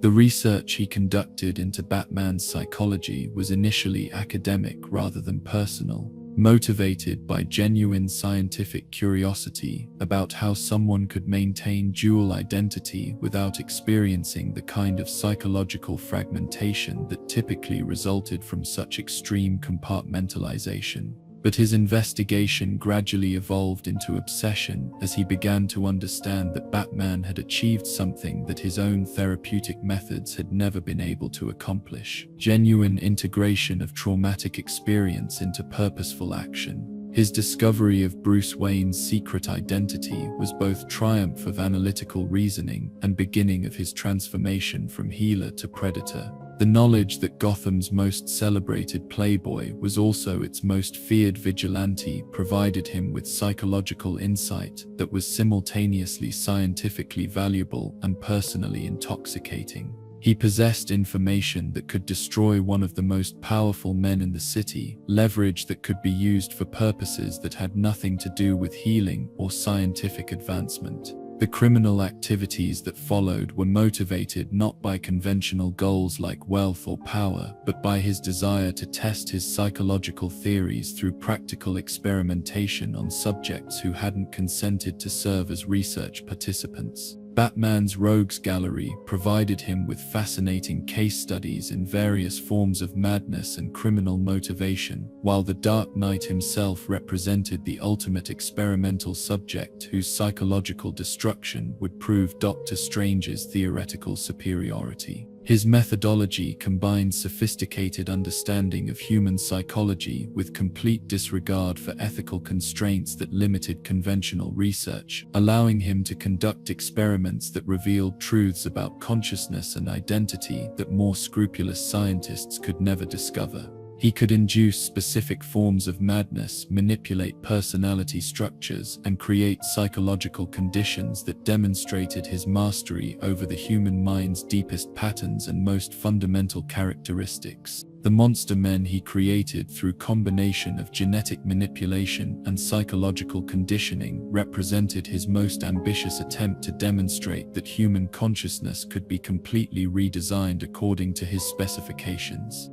These creatures possessed enhanced physical capabilities but diminished intellectual capacity, making them perfect subjects for studying the relationship between mind and body, between consciousness and biological substrate, between identity and physical form.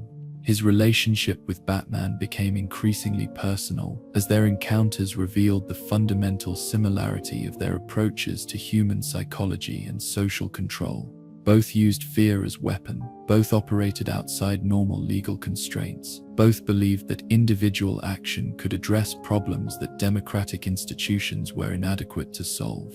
Paul. The difference lay not in their methods but in their ultimate goals. Both Batman sought to protect society from its predators, while Doctor Strange sought to remake society according to his own psychological theories. The tragedy of his transformation from healer to monster was that his understanding of human psychology, while genuinely superior to that of his colleagues, had been corrupted by his inability to maintain appropriate boundaries between scientific inquiry and personal obsession. He had begun his career with genuine desire to help people overcome psychological trauma and achieve better lives, but his success had gradually convinced him that he possessed not just superior knowledge but superior wisdom about how human consciousness should function. His greatest triumph and greatest failure was the recognition that his psychological insights, while accurate and powerful, had isolated him from the very humanity he claimed to understand so completely. He could predict and manipulate human behavior with scientific precision, but he had lost the capacity for genuine empathy and emotional connection that made such understanding meaningful and morally grounded. He had become expert in human psychology while ceasing to be fully human himself. In the sterile laboratories where he conducted his most ambitious experiments, when his monster men rested between missions and his psychological research reached temporary completion, Professor Hugo Strange sometimes contemplated the possibility that his quest for perfect understanding of human consciousness had led him to lose touch with his own humanity. He had gained the power to reshape minds and create new forms of life, but at the cost of the very psychological integration and moral grounding that had originally motivated his interest in healing human suffering. In the shadowed corners of Gotham's criminal underworld, where lesser-known villains pursue their own twisted agendas with creativity that borders on the absurd, there exist figures whose stories are no less tragic or fascinating for being overlooked by history's spotlight. These forgotten rogues remind us that madness takes infinite forms, that obsession can transform the most unlikely interests into dangerous fixations, and that even the most seemingly harmless individuals can become threats when their particular form of brokenness encounters the right circumstances. Kite man Charles Brown discovered that the death of his young son, killed by the Riddler with a poisoned kite string during the War of Jokes and Riddles, could transform a simple childhood hobby into an all-consuming need for meaning in a meaningless world. His aerial crimes, conducted from elaborate hang gliders and accompanied by his signature cry of "Hell yeah," represent the triumph of absurdist hope over rational despair, the insistence that even the most ridiculous dreams deserve their moment of flight. Crazy Quilt, Paul Decker's transformation from talented artist to color-obsessed criminal, began with an experimental surgery that restored his sight, but left him able to see only the most vivid, saturated colors. His crimes became exhibitions in aggressive artistry, forcing Gotham to witness the world through eyes that found beauty only in the most extreme visual experiences, that could create meaning only through the kind of sensory overload that drove normal vision into retreat. The eraser Nunny fiasco carried his childhood humiliation about academic mistakes into a criminal career dedicated to eliminating evidence, erasing the traces that connected crimes to criminals, wiping clean the records that preserved society's memory of inconvenient truths. His obsession with correction fluid and erasure tools transformed him into someone who could make problems disappear, but only by making himself disappear as well into a life of professional invisibility. Polka Dot Man Abner Krill's mother had subjected him to experimental treatments that covered his body with interdimensional portals disguised as colorful polka dots, each one capable of producing weapons, tools, or transportation according to his psychological state.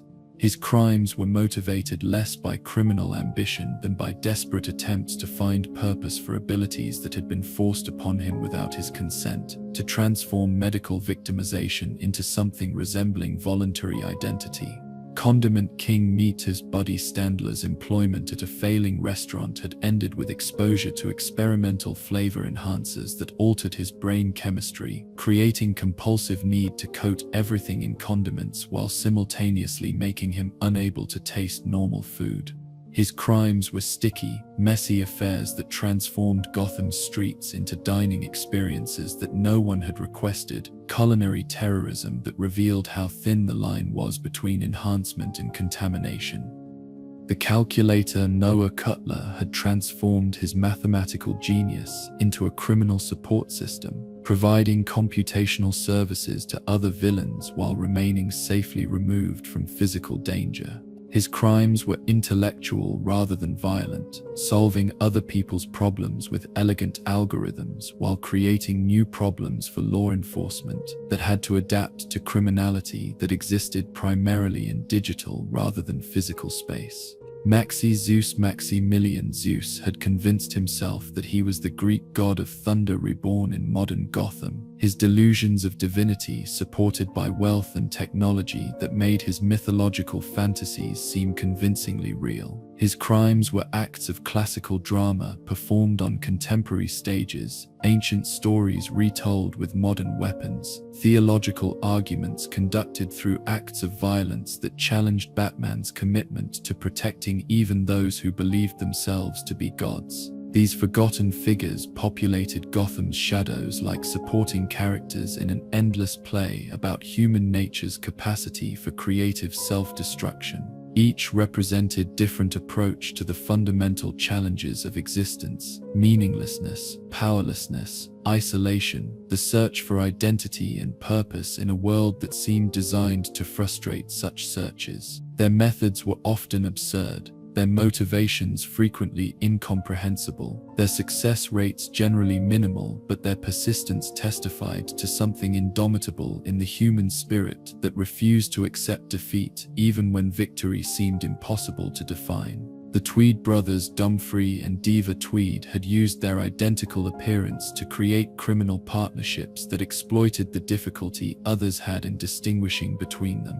Their crimes were exercises in confusion and misdirection, elaborate shell games that made law enforcement chase shadows while the real criminals operated in plain sight. They represented the fear that individual identity might be less important than social convenience, supposed that people might be more interchangeable than democratic ideology preferred to admit. Gentleman Ghost James Craddock claimed to be the spirit of a 19th-century highwayman who had returned from the dead to continue his criminal career in more modern circumstances. Whether his supernatural claims were genuine or elaborate performance art, his crimes possessed theatrical elegance that elevated robbery to the level of historical reenactment, bringing the past into collision with the present in ways that made both seem equally unreal. The penny plunderer Joe Coyne's obsession with pennies had begun with childhood poverty that made even the smallest denominations seem valuable, evolving into adult criminal career that focused exclusively on penny-related crimes. His elaborate schemes to steal or manipulate copper currency were economically irrational but psychologically necessary, representing his attempt to transform childhood scarcity into adult abundance through the accumulation of coins that others considered worthless. Ten-eyed man Philip Reardon had lost his normal vision in an industrial accident, but gained the ability to see through his fingertips, creating tactile sight that provided him with sensory experiences unlike anything normal human consciousness could process.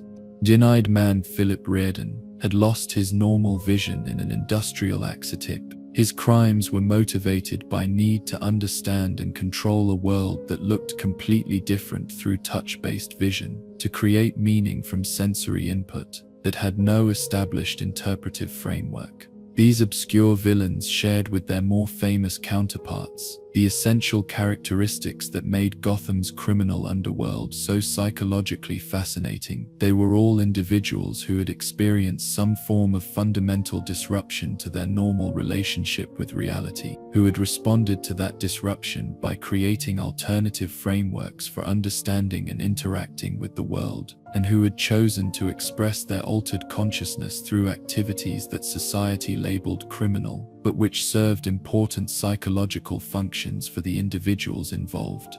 Their stories reminded us that madness and criminality took infinite forms, that human creativity could transform any experience or interest into the foundation for elaborate alternative reality, that the line between harmless eccentricity and dangerous obsession was often determined more by external circumstances than by internal psychological states. They were living proof that in a city like Gotham, where the impossible had become routine and the extraordinary was expected, even the most unlikely individuals could find ways to make their mark on history, even if that mark was written in disappearing ink or polka dot portals or the accumulated weight of stolen pennies. In the grand tapestry of Gotham's criminal mythology, these forgotten figures served as background texture that gave depth and richness to the overall pattern. They were the supporting cast in a drama where everyone was simultaneously protagonist and antagonist in their own story, where every individual's quest for meaning and recognition could potentially transform them into either hero or villain depending on the choices they made when faced with the fundamental absurdity of existence in a world that seemed designed to frustrate human aspirations for order, purpose, and understanding. Their legacy was the demonstration that criminal behavior could emerge from the most unexpected sources, could be motivated by the most unlikely obsessions, could take forms that challenged every assumption about what constituted dangerous or antisocial behavior. They proved that in Gotham, anyone could become a villain if circumstances aligned properly with psychology, if external pressures matched internal vulnerabilities. If the right combination of trauma and opportunity created conditions where crime seemed like the only rational response to irrational circumstances. As these forgotten stories fade into the gentle rhythm of your breathing, let them become reminders that every human being carries within themselves the potential for both creation and destruction, both heroism and villainy, both meaningful contribution and meaningless chaos. The difference between these outcomes often depends on factors beyond individual control. Random encounters that can redirect entire life trajectories in ways that seem predetermined but are actually contingent on infinite variables that no one can fully predict or control. As our journey through the shadowed streets of Gotham draws to its gentle conclusion, we find ourselves returning to the fundamental truth that has illuminated every story we've encountered tonight. That the line between heroism and villainy, between sanity and madness, between creation and destruction, is far thinner than daylight consciousness prefers to acknowledge. Each villain whose story we've explored began as someone's child, someone who laughed and cried and hoped and feared with the same intensity that burns within every human heart.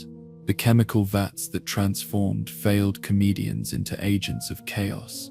The surgical procedures that turned healers into monsters, the traumatic moments that fractured personalities into fragments that could never quite reunite. All of these represent not deviations from normal human experience, but extremes of universal human challenges. We all face moments when laughter becomes our only defense against tears, when the desire to help others transforms into the need to control them, when the trauma of loss threatens to reshape us into something we might not recognize.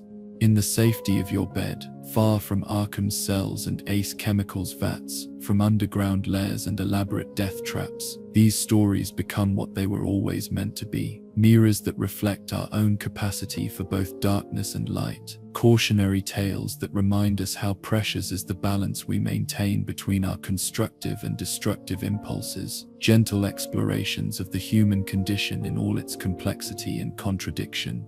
The eternal nature of these stories lies not in their specific details but in their archetypal patterns, the way they give form to fears and desires that exist within every consciousness that has ever wondered about its own capacity for good and evil, sanity and madness, love and hatred.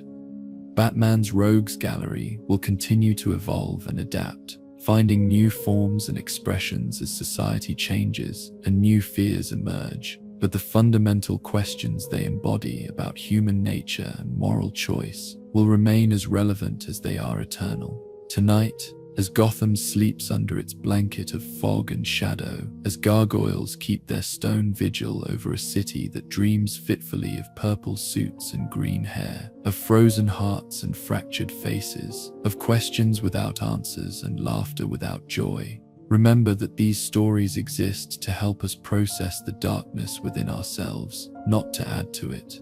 They are vaccines against the very evils they describe, homeopathic doses of chaos that help us build immunity to the real thing. Rest now in the knowledge that every villain's story is also a story of choices made and unmade, of paths taken and untaken, of the infinite possibilities that exist within every moment for redemption or corruption, for healing or harm, for building or destroying. In dreams, even the darkest tales can become gentle lullabies. Even the most terrifying characters can become guides through the landscape of sleep. Even the deepest questions can find peaceful resolution in the quiet wisdom of rest.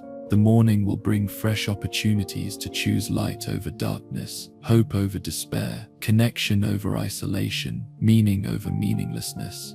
But for now, let these stories of Gotham's fallen angels become the soundtrack to your dreams, gentle reminders that understanding darkness is the first step toward choosing light, that every human heart contains both the capacity for great evil and the possibility of great good, and that the difference between them often depends on nothing more mysterious than the choices we make when we think no one is watching. Sleep well, knowing that in the realm of dreams all stories find their peaceful resolution, all questions discover their gentle answers, and all the darkness of the world transforms into the soft embracing shadows that carry us safely through the night toward the promise of dawn. Sweet dreams, and may your rest be filled with the kind of laughter that heals rather than harms, the kind of chaos that creates rather than destroys, and the kind of madness that looks suspiciously like the deepest wisdom the human heart has ever known. Good night, Gotham. Good night, everyone. Rest peacefully in the knowledge that every story ends not with darkness triumphant, but with the eternal possibility of light, not with questions unanswered, but with mysteries that become more beautiful the longer we contemplate them, not with fear victorious, but with love that persists even in the shadow of the deepest night. The villains sleep now too, and in sleep even they find peace.